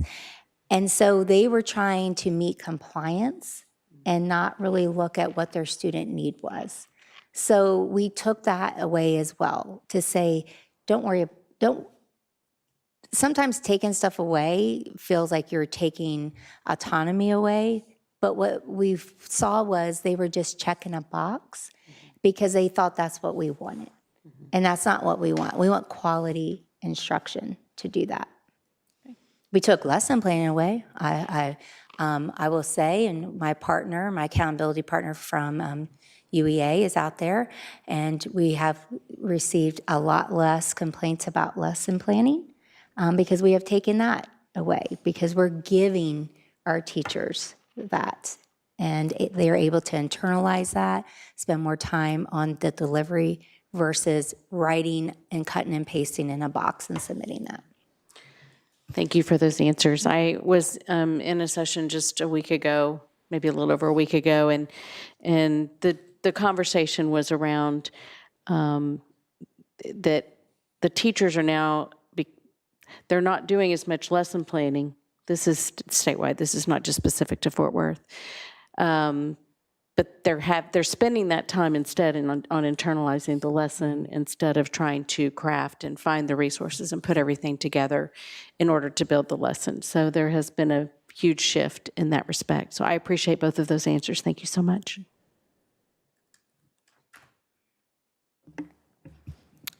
Dr. Molnar, how is the recruiting for the ACE campuses going? So right now, we have opened up our teacher application, and I'm going to look at Mr. Bailey. I think we're over over 200 teachers have so far applied. We wanted to bring the compensation early to be adopted because we hear a lot of questions, they don't believe it. Is this really going to happen? Are we really going to pay that type of a base salary to the teachers who qualify? And that's just not internally, that's externally as well. And just to piggyback your question with Dr. Rodriguez, we know as well that we can't take every TIA teacher from one campus. So we will limit what internally, how we are impacting our other campuses. We can't say we're wiping out an entire campus with all their TIA teachers. So we already will put safeguards in place with that. So right now we have over 200 teachers. Actually, early tomorrow morning, I'll be recording a video around the ACE compensation that we can push out in social media platforms. We also are, definitely recruiting outside our district for TIA around the Metroplex and doing that. Very intentional recruitment. And then, of course, we did our first 2 rounds for principal interviews, and we are continuing those rounds as well. So it's really important this evening, in addition to the teacher compensation, that the principal compensation is adopted. Thank you. Principals have also mentioned the mobility rate in conversations with me. Could you explain, just for the public, what is the mobility rate? Why is it high? And what student groups are most impacted? Yeah, I don't have the data in front of me. Like I said, we're really just digging. And so what we like to do is look at how the state defines chronic absenteeism and mobility. So I'm going to bring you that data. I feel more comfortable when I show you the state definition. Okay. We chose to do 3 years continuous enrollment at a campus because that shows us great trend history. But mobility rate has totally different factors. I mean, when we look at it, like I get into the weeds, so then I start when ask Mike Naughton, how many apartment complexes feed into that school? Because we know that's a big issue as well when there's different deals on leases, that all of us have to take advantage of how are we more efficient with our own income. So that is, all those things we look at, but we have to be able to control what we can control. And by controlling the curriculum and managed instruction around what our students have in each building that's consistent is a first step to combat that mobility rate. But I will bring you that data and share. It's very interesting, and definitely has taken us down some different ways to look at data for our students. Yeah, thank you. Thank you for that. Because, that's definitely something that is out of our control and something. And I'm getting ready to go hard on attendance. So I warned my principals on Thursday. Attendance, and I like Parent Shield, I need your help. Like, attendance is so important. So I'm going to be bringing that to you as well. We've got to have our students here to learn. And so I'm going to show you some data around not only our DNF campuses on attendance, but all of our campuses. When our students are not in school, they're not learning. And when our employees are not here, our students aren't learning. I mean, so we're looking at attendance in a lot of different viewpoints. But I'm actually, this is going to be my second semester push for city. I need your help with the importance of attendance. And those of you who know me know if I see a student, it might not even be ours, I'll be nice. So, hey, what school do you go to? Why aren't you in school today? Just think if all of us had that power and asked those questions. Why aren't you in school today? But then we also own some of that as well when we look at our discipline ratings too. We own that as well. Thank you. Any other questions or comments? on the superintendent's report? All right. We will move on to 9, comments by board members or superintendent on current district activities and announcements. Does anyone have comments? Trustee Dar? I had the pleasure of attending the first round. I didn't get to stay for all 3 because I had another meeting, but I did get to see the 6th grade round of Whiz Quiz, and I followed it online and on video after that. And so congratulations to the students who showed up and schooled us all with the knowledge that they have and the questions that they were able to answer. It's truly amazing. Every single kid in this room, whether they were behind this dais competing or whether they were here to be recognized or whether they were here to support their peers, they were truly remarkable and truly winners. So it was a pleasure to be here, and I am so glad that Fort Worth ISD supports this this program. Great. Trustee Luevanos? Thank you. The Northside Mariachi Espuelas de Plata got second place this past weekend at the Stag Show rodeo competition among many mariachis from across the state. So congratulations to Mr. Nino at the Northside Mariachi Espuelas de Plata. Thank you. Trustee Phillips? Thank you, President Martinez. I just wanted to quickly acknowledge the Dunbar Stop 6 family as we lost one of our beautiful students at Dunbar High School, CC Boone. Had the homegoing service a little bit earlier this month on her birthday. But I just want to simply acknowledge her family, let her know that we are with them.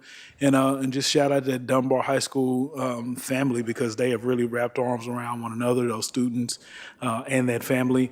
And I'm just so proud of the remarkable work and leadership that's been shown on that campus, particularly by its head leader, Justin Edwards. Thank you, Principal Edwards, for shepherding your campus through a very tough time with the loss of a young person. So just definitely grateful to them.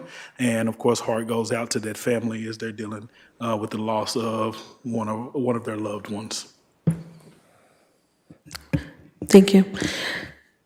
I also would like to acknowledge and celebrate our Fort Worth ISD American Indian Education Program. They hosted in collaboration with other groups, they hosted the Panther City Powwow at Pasco High School. I think we have some pictures to show. I was able to attend that event, amazing event featuring dancing, music, vendors, arts, crafts. Some of our students were there making arts and crafts and participating in the dancing, food, and just a free public event to showcase indigenous traditions.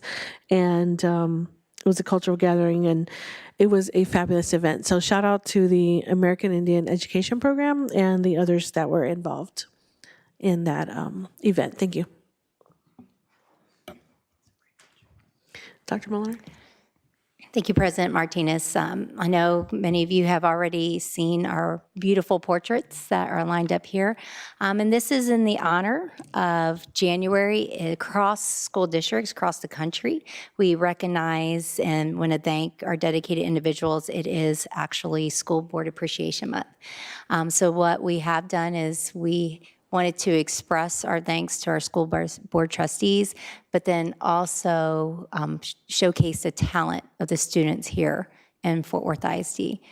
So our VPA division, as well as our students across the district participated, and they actually have shown their gratitude to each of our trustees by doing your portraits and different you can tell I'm not an artist person, like different formats and different motifs, but this is an example of the work that each of you support every day. Public education and the talents of our student. You do it by serving our district, by doing things like this evening, by voting on board agendas that align as well as prioritize the talents here in Fort Worth Independent School District. The theme for this year across the nation, the 2026 National School Board Recognition Month, is Our Future is Public. Definitely aligns closely with Fort Worth ISD's mission to prepare all students for success in college, career, and community leadership, and definitely aligns for what you have done for our students in Fort Worth ISD. So we also invite you to take your portrait home this evening to be able to showcase in your home, but to see the impact you have made on our students and their talents. But we have a video for you this evening as well.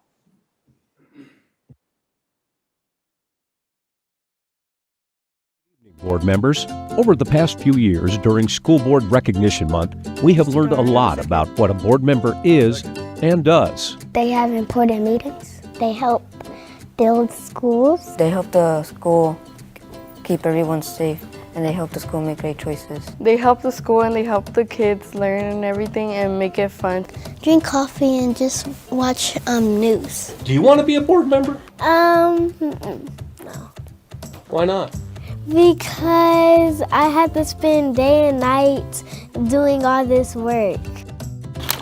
And we've also learned what students want their schools to be like. People helping the younger kids more. I think I would like more recess. I think school in the future should have soccer fields. More reusable things that you can keep, that you don't have to throw away all the time. Or they could add more swings, and plus they could make the lunch earlier because lunch is a little late. Security cameras and more AI and technology. More AI? I don't know. AIs. Well, Maddie, what do you think? You want to be a board member? You've kind of got to hear what they do a little bit. Do you want to be one? Why not? Because they don't get money. How much money do you think a board member makes? I don't know. 100?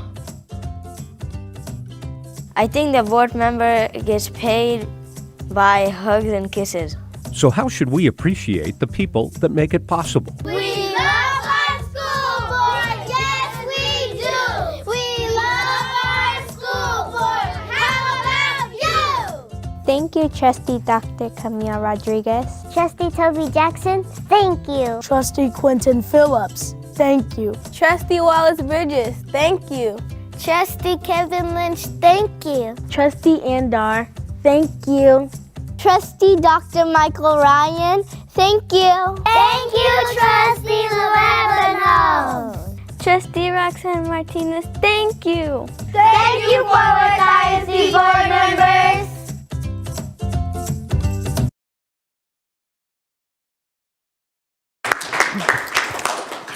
So thank you once again for what you do to serve. And I had it been a middle schooler who said lunch was late, because we know it couldn't have been elementary because they start at 10 o'clock. Trustee Dar. Is it possible to get the name and the school of the artist who did our pictures so I that have I it can all send ready for you guys. Thank you. I'd Yeah. love to send a personal thank you.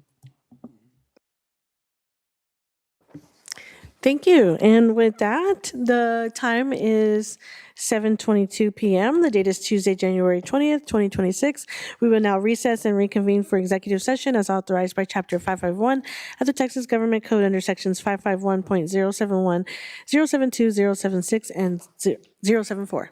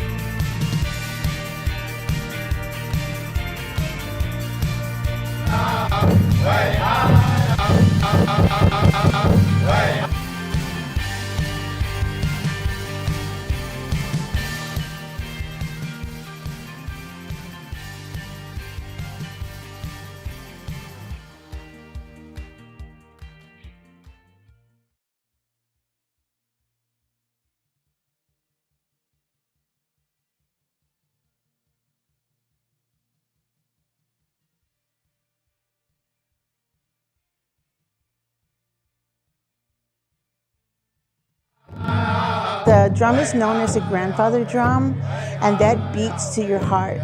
Welcome everyone. Hopefully you're all enjoying the festivities. We had the Panther City Powwow. It was our inaugural powwow for the district. It was very great, turned out a lot of people, and we wanted to get the Native community and the school district and our children involved in the Native culture. It's more important to show that they're cultural and what they know that they're born into. And from my traditions to me teaching into them that so that they know that this is part of their cultural. There were a lot of people coming from far away, as far as New Mexico, Kansas. Folks drove in to Fort Worth area to support our program. My name is CJ Pollock, and I'm part of the Choctaw Nation. I am so thankful that we're bringing awareness to our Native American culture. I'm really excited to see what Fort Worth ISD is able to do for our culture, and we just make this even bigger every single year. The parents sometimes don't know that there is a program with Fort Worth ISD and the services that we offer for our students. We even have a preschool outreach where we reach out to the younger students who are not in public school yet, the siblings of our students, and we send them out education material to prepare them to enter public school. Come out and visit us. We love to have you, and you can come and learn about us, and we can learn about you, and you can have a nice plate of food as well. Our volunteers are the heart of our program. Thank you for being here. I'm going to ask you, I just go around the room and kind of share what organization you represent. Steve Heinrich with JPS. I'm also with JPS. I am a volunteer, and this is my church. New Life Church of God in Christ. Jonathan Espinosa with the Right Law Group. Fort Worth ISD volunteer. The Greater Fort Worth Area Negro Business and Professional Women's Club. Fort Worth ISD. So we have our Stop 6 mobile food pantry here today. This is done in partnership with the Family Action Center, the Fort Worth ISD Adult Education, and New Life Christian Fellowship Church. Checks for $10,000 from With the Right Law Group, and it's sponsored by With the Right Law Group. And we're very grateful to have all the partners come together to support our families. We know that our families are the first teachers, and if we can stabilize our households, that makes a difference in the education system here in Fort Worth ISD. So if kids are hungry, it impacts their learning. It impacts their ability to concentrate while they're in the classroom. And so we try to provide nutritious food for them at the house as well as in our schools, because we want them to be well-rounded individuals. I'm all about making dreams come true. At the end of the day, our goal is to also have the community come in and be partners with us. And so this gives them that opportunity to see what we do and how their impact makes a difference with our kids here in Fort Worth ISD. Thank you. Merry Christmas.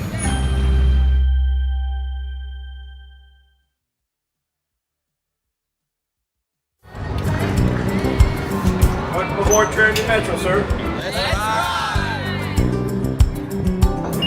Today, we're formally announcing a pilot partnership that allows Fort Worth ISD high school students to ride Trinity Metro buses and trains at no cost to them. No cost. I thought I was gonna have to pay. I'm gonna be honest, I got a little scared, but with our active ticket, no need to pay. It was total was 0.002 seconds. As a visual and performing arts and STEM academy, we're uniquely positioned to help develop all interests of our students. But we cannot do this alone. To succeed, we need the strong community partners like those here today. What we're all about is really being a resource for y'all to engage here locally, to experience, take internships, be able to participate in those extracurricular activities that happen after school. Transportation shouldn't decide whether a student can get to class, a tutoring session, or an after-school program, or even an after-school job or a job on the weekends. This partnership helps us level the playing field for our students and opportunities that can be provided to them. Through the Easy Ride partnership that we're launching here today, students will have access to a vast network of services throughout Fort Worth and beyond. Our students are part of our community. They are community members in addition to being students in Fort Worth ISD. This partnership allows them the opportunity to also engage in the wonderful, wonderful opportunities in our Metroplex. All right, have a good day. Thank you.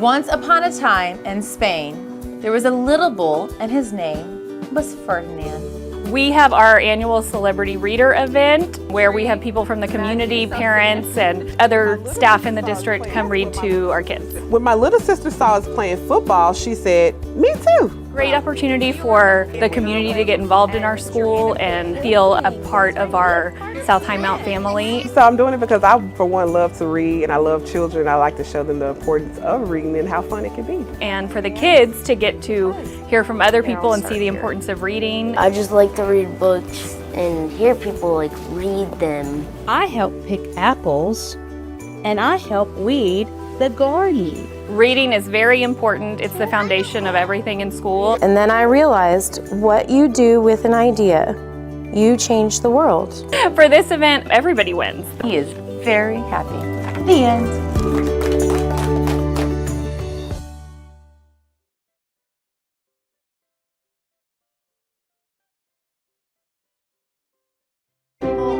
How are you doing? I'm Karen Molinar, Superintendent. Thank you for being here today. This is really great. I wanted to see partnership. We get to actually ask the questions. Being able to receive all of this is very helpful. I wanted to see parents today. Did you guys just have a conference? We did. I wanted to see our teachers also showcasing their craft. Join band. And he asked for help in my class. So our traditional campuses, it's our parent-teacher conference day. And I understand. And this really is to engage our parents more in the partnership of their child's education. So our students are off today, but our teachers are here, they're on contract. And then they ask the parents to come and meet with them, sign up. They can do it in person, they can do it virtually, Zoom, or even by phone. And then our ATSE campuses, we have 15 campuses that we have designated for 25 additional instructional days. So this day, the students do come to school, but parents are welcome to come in the classroom, observe instruction, but then at those 15 campuses, we have set up resources as well. So for me, this is one of the best days of our fall semester because it really is bringing our parents in with our teachers, and then I've even seen some of our, especially our high school parents have brought some of the students in with them during the conference. So that way the students have also their voices being heard during the parent-teacher conference. We're going into Thanksgiving season, and we have a lot to be thankful for here in Fort Worth ISD. See you later. Thanks for being here today, too. I appreciate it. Great day. Great day.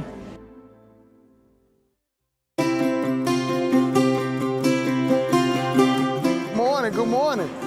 Good morning. We're here at Dunbar High School for Dads of Dunbar. This is our 11th year, and we consider ourselves the regional fatherhood breakfast. Basically, we're trying to engage fathers and father figures in the Fort Worth ISD by starting here at Dunbar High School. The main thing we do every morning at Dads of Dunbar is we go invite our students and welcome them into the school. All kids have the right to the best path ever, but it's, just having people around them, just to talk to them, to show that, you care about them. I mean, not just my son, his friends, what I can do for any of them. Most of those students are those that don't have father figures. And believe me, I see a lot of them that feel like nobody really cares and I can just do what I want. In life, you may not know everything that you will need to know. It helps for them to come up here and speak and guide us. Don't give up if you got something in your sights. My first semester, I did everything but study. I didn't know any better, so I'm issuing it as a warning.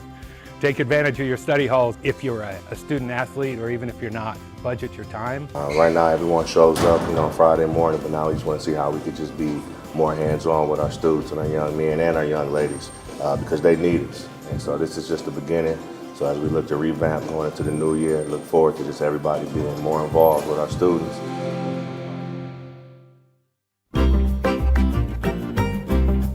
Good morning. Welcome to the Choices Expo. Everything that you want about Fort Worth and about industry and finding a career one day, going to college is in this room. Photography, we do have a really great yearbook program. The TV studio is state of the art. Culinary and medical. We have our most specialized programs in the room, everything from applied learning at the elementary age, Montessori's, World Languages Institute. We have high-tech programs for STEM, for medical programs as well, and students come through those programs seeking opportunities for dual credit for college. Some of them get industry certifications when they leave. The idea is for them to be set up for success whenever they leave for high school. And Amari's in robotics, right? Oh, so we also have a robotics program out of school. We have over 20 schools here today, over 80 programs available for families to explore, actually talk to real students. They're here to talk about their experiences today. We're learning about how to treat patients. We're in the second row over there, so if you want to come by, we have a really great program for you. Are you coming to high school next year? Do you know what you want to study? So when families come, they're really looking to tap in. It's very informative. And we have a program for almost every interest area that kids have. Yes, it's great.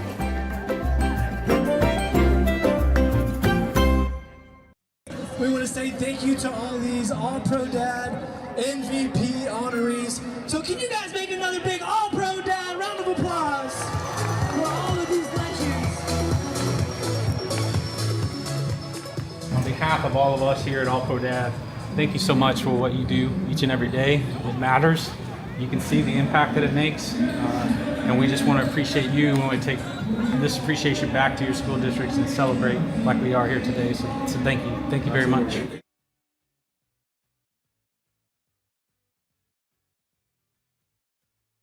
Ready?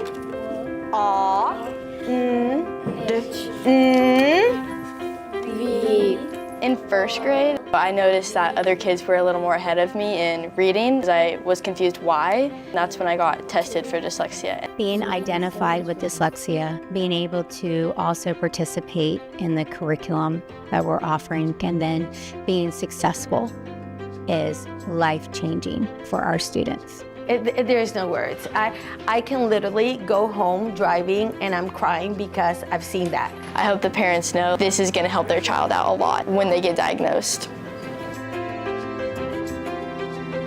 Dyslexia is a learning disability that stays with you, and that we're teaching our students and then into adulthood how to manage having dyslexia. The new curriculum is called Take Flight, and is well known on the national level. It's a point of pride that we're offering another strategy in the area of literacy for our students, but then also for the city of Fort Worth.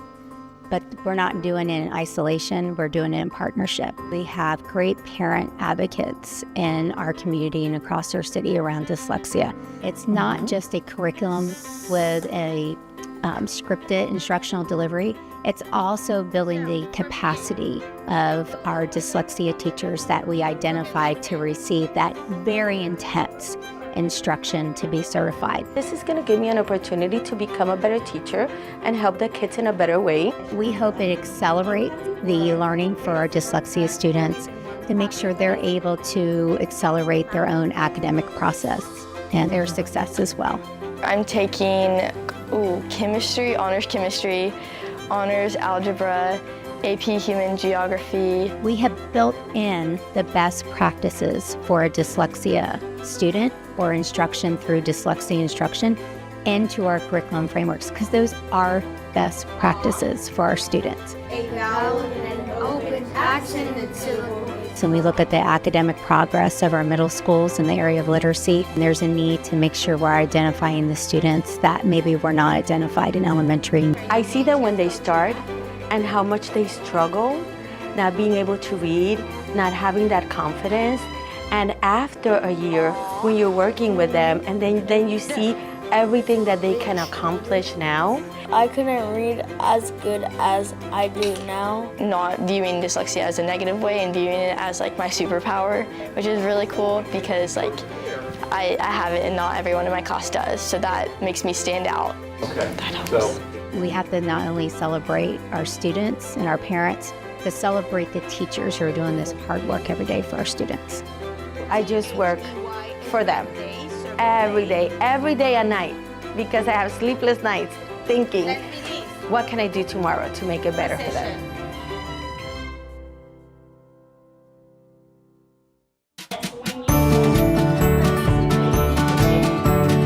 Fort Worth ISD is making it easier than ever to enroll in our schools with our brand new enrollment website.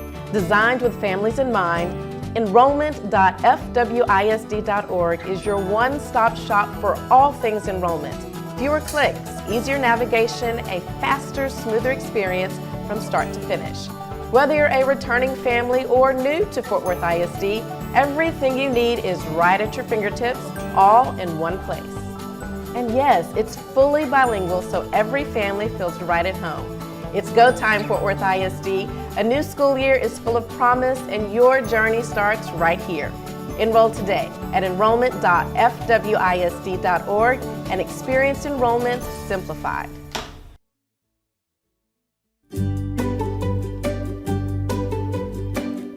Want to know your student's location in real time and get instant alerts from the transportation team?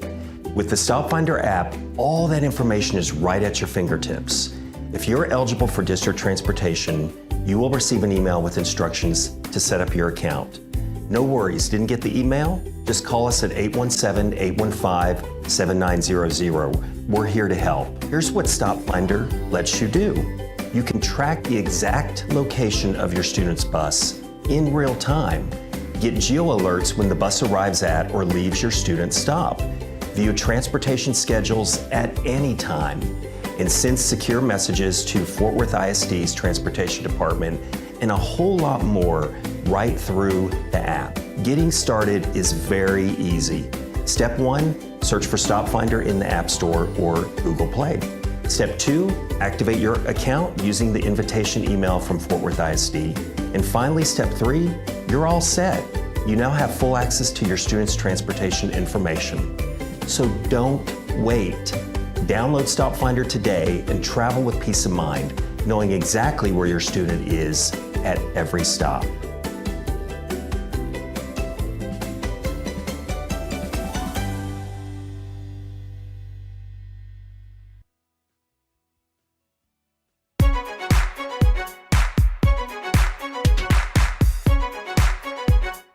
Have you guys seen the new ID badges that everyone's wearing? Yeah, I heard that we have to wear them like every single day, no exceptions. Guess we're official now. Starting this school year, every student from elementary to high school must wear their school ID badge every day. Wear it around your neck using the school-issued lanyard. Wearing your badge in your pocket? Not gonna cut it. On your hat? Not even close. And sorry, no stickers, glitter, or customizing. It's gotta be clear and readable. Your badge helps speed things up in the lunch line. Just scan it and go. Need to check out a book? Your ID badge makes it easy. Hello, I would like to check out this book. Good to go. All right, thank you. And most importantly, your ID badge keeps you safe. On the bus, it lets your parents know exactly when you get on and off. It also helps us know who's on campus and helps during emergencies. Badges aren't just rules, they're tools. Show it. Wear it. Own it.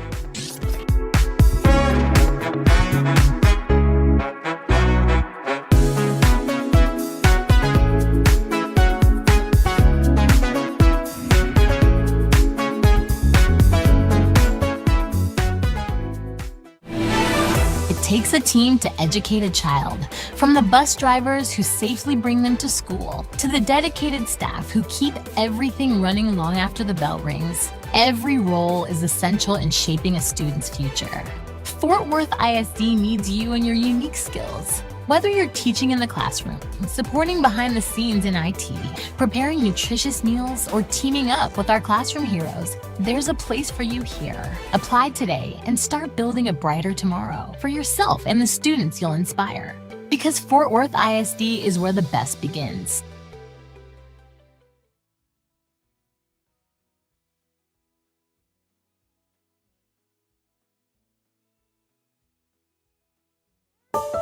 ¡Qué bonitos! Buenos días, mis hermosos. Since I was little, I wanted to be a teacher. So I want to see people writing Quick, you have 1 minute. I've never really thought about being anything else. How many in total for this second part? And everybody would say, oh, you're so good at math. Don't you want to be an engineer? Tienes que estar poniendo atención. Una pregunta más. I come from a family of teachers. My mom was a teacher in Colombia. ¿Cuál es tu evidencia del texto? All my aunts and uncles, and most importantly, my mom and my dad are educators. 5 times 3 is equal to what? I studied 1st, 5th, 3rd, and 4th grade with my mom, my dad, and my aunt.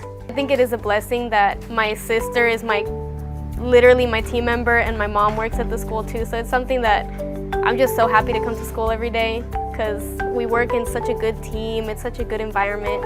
So I really think it's a blessing. We come to school together, we leave school together, so we're always together. I love being with my mom and my sister. It is unusual to have a family all together at one school. Oh, I'm severely proud of my daughter. I married another teacher. I don't know if it's the water in Fort Worth. And then we also have father who works for World Language Institute. There are families that just seem to care really a lot about the students that they have, and it seems to kind of wear off on the other family members. Thank y'all. Great day. They are hardcore, dedicated teachers, educators. I wanted to leave a legacy in Fort Worth before I leave. Every year is to work for them, for the students.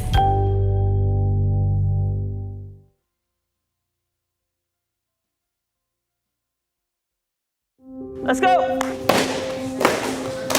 Taekwondo is a way of life. Ready? 1.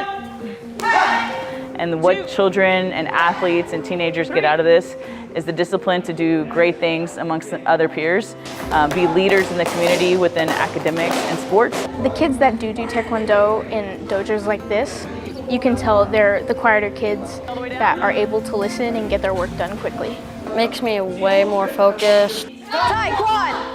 Like in class, whenever I can't concentrate, I'll think of here and then I'll just concentrate into that or think about what I've been taught about it. This sport helped do multiple things for him, helped him with discipline, helped him learn not only a team sport, but an individual, which also helped him achieve a lot better in school. What's the end result? What are you trying to achieve?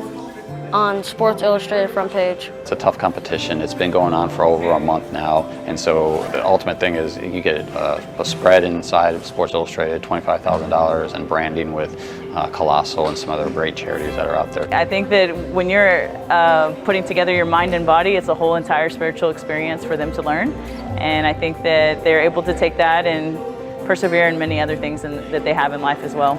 When I get my black belt, I can put it on my college degree and it'll show that I can make a commitment and stick it out.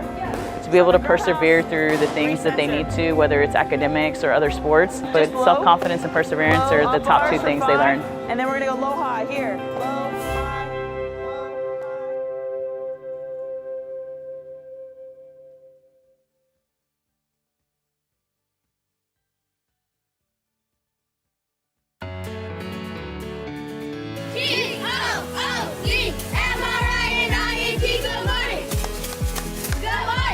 Welcome to Marjorie M. Walton Elementary.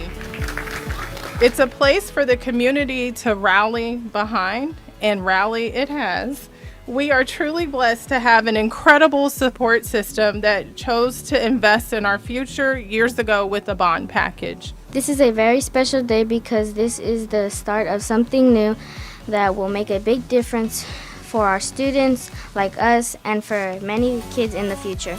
This new school is not just a building, it is a promise that students will always have a place where they feel welcome, where teachers believe in them, and where their dreams can begin.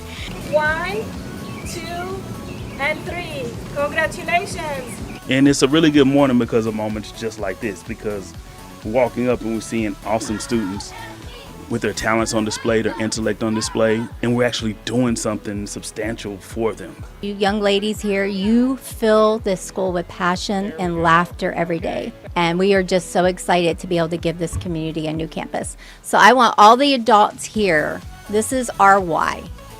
So as we start this project and we move this dirt and we make decisions, this is our why. And there's kids that are not even born yet. They're gonna walk the halls of this new campus. We will see concrete poured, steel raised, and wall built, but what will truly rise is the opportunity and inspiration for our students, our families, and our community.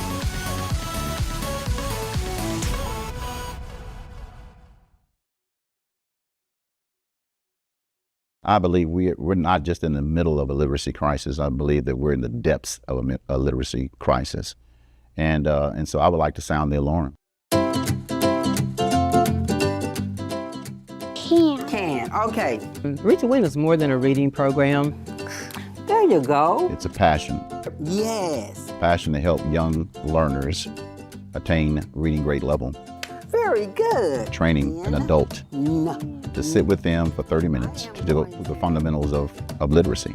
I love it because I know that it works. That confidence that we build within them will carry them for the rest of their life. We are promoting literacy across our district and across this city. Read to Win is a wonderful partner. It's more than just a village that'll take to raise a child. It's going to take our entire city. Our city is only as strong as our education system. Using the community members like we did, I think shows that we all can do this together. So I'm asking each one of you to volunteer to come and work with one of our first grade students. The time it takes to make a huge difference is just 30 minutes a week. Imagine me helping the students, this group of students. They benefit from one-on-one, right? So imagine having an extra hand helping as well. It's like the bulb gets brighter and brighter each and every time we go through the steps, through the different lessons. So at the end of the year, they shining bright as a bulb. Some people ask, does it make a difference? Proof is in the pudding, definitely. It worked for me because I stayed, I listened, I got help through the whole process. And it was just a good experience. And how are you today? I'm amazing.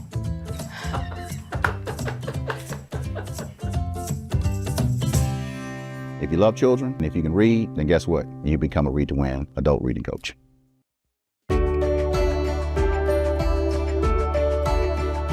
Thank you so much for joining us today for the student visioning session of Worth Heights. We value the student input, we value faculty and parent input as we're designing the interior spaces, the outside of the building. So today we're here to hear from the students. I like that. It is very spacious. To hear from the parents. It's a little nostalgic for me to be able to have my son attend this school and be a part of this community. To hear from the faculty about what they envision for the school. I could envision a walking path down the hallway so everybody knows how to stay on the right side and on the left side. I love that the teachers are involved, the community, the students, that we're able to help build our new campus. Oh, yes, that's nice. And right here, we don't have like where we put our name and stuff, and they have like actual scoreboard here, and I like that. Just to have a say-so. We know what we want for our children. We want them in a safe environment. We want the best educational that they can receive, so I'm glad that they're involving us. Which one's your favorite out of all of them? Okay, so we like this one the best. Yes. I just put love. We're really valuing and from the faculty and parents. A collaboration zone outside of the classroom. Oh, this collaboration zone outside, this is for inside.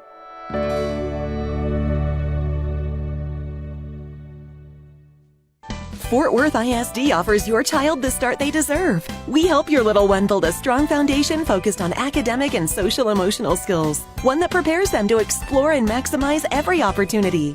Free all-day pre-K classes taught by certified teachers trained in early education and child development. Your child's future starts here in Fort Worth ISD, where the best begins. Visit fwisd.org/pre-K to learn more.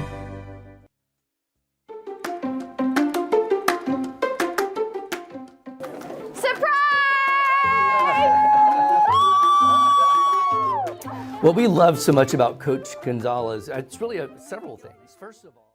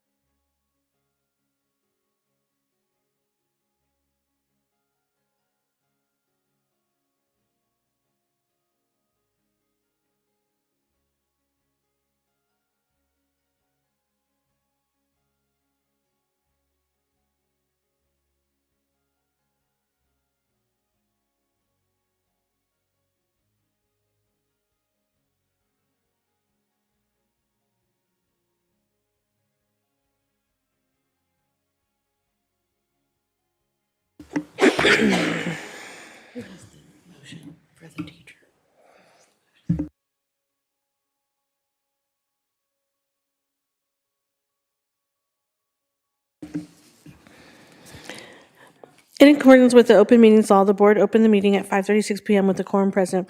Recess open session, convene executive session, adjourn executive session, now reconvene open session at 8:19 p.m. with the quorum present. We are up to consent agenda items. As board president, I'm making the following statement. In accordance with Board BBFA Local, this is a reminder to all board members of the legal conflict of interest requirements and disclosure requirements you may have for matters under consideration on the agenda for this meeting. If required by law, board members shall recuse themselves from all discussion and shall abstain from voting on any matter pertaining to such a disclosure. Trustees, we have been provided an opportunity prior to tonight's meeting to submit questions and receive responses concerning the consent agenda and action agenda items. Are there any questions or comments at this time specific to the consent agenda items? And I know we are going to pull item E for voting. Any other questions or comments?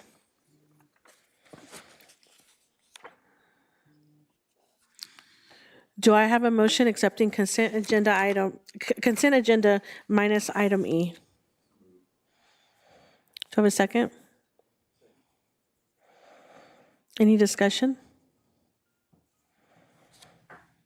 Please move to voting.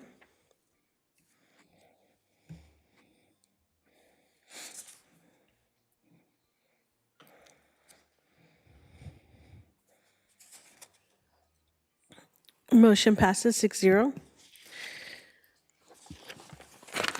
Now back to consent agenda item E. Approve first reading of revisions to board policy DC local and DCD local. Do I have a motion? Dr. Rodriguez, do I have a second? Trustee Dar. This is for 11E. This is for item E. Okay. 11E, yes. Any discussion? Please move to voting.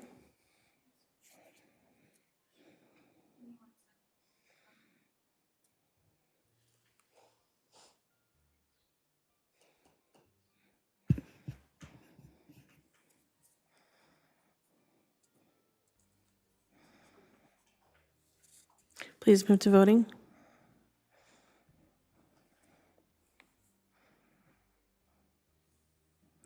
Motion passes 4-2. We will now move to action items. And we do not have B, C, D, or E, so we are at F. Approve the termination of Olivia McCoy's probationary contract for good cause pursuant to Chapter 21 of the Texas Education Code. Do I have a motion? Yes, ma'am. I move we approve the termination of Olivia McCoy's probationary contract for good cause pursuant to Chapter 21 of the Texas Education Code. Thank you, Ryan. Dr. Ryan, do I have a second? Second. Trustee Dar, any discussion? Please move to voting.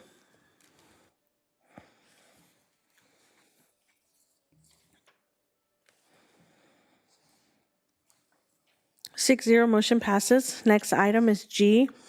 Approve First Amendment of interlocal agreement between Fort Worth Independent School District and the City of Fort Worth for after-school services for the 2025-2026 and 2026-2027 school years. Do I have a motion? Trustee Dar, do I have a second? Luevanos, any discussion? Please move to voting.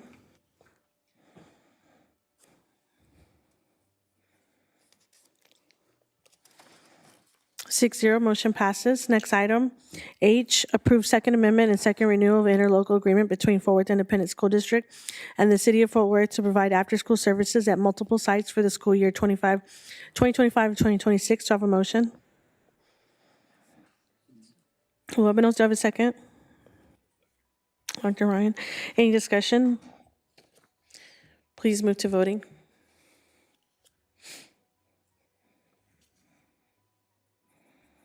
6-0, motion passes. Next item is I. approve 2026-2027 Accelerating Campus Excellence ACE Compensation Plan. Do I have a motion? Trustee Phillips, do I have a second? Dr. Ryan, any discussion? Please move to voting.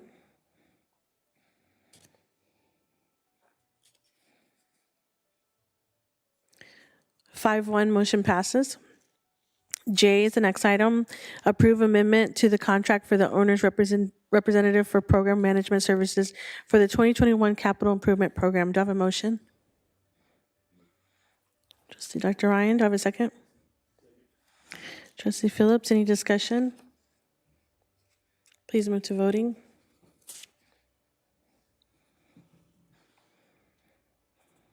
Six zero, motion passes. The next item is K, approve grounds maintenance services for athletic fields and athletic facilities. Do I have a motion?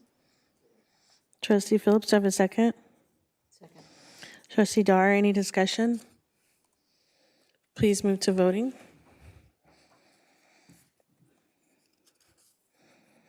6-0, motion passes. The last item is L, approve major facility renovations and building automation system upgrades for Western Hills Elementary. Do I have a motion? Dr. Ryan, do I have a second? Webinars, any discussion? Please move to voting.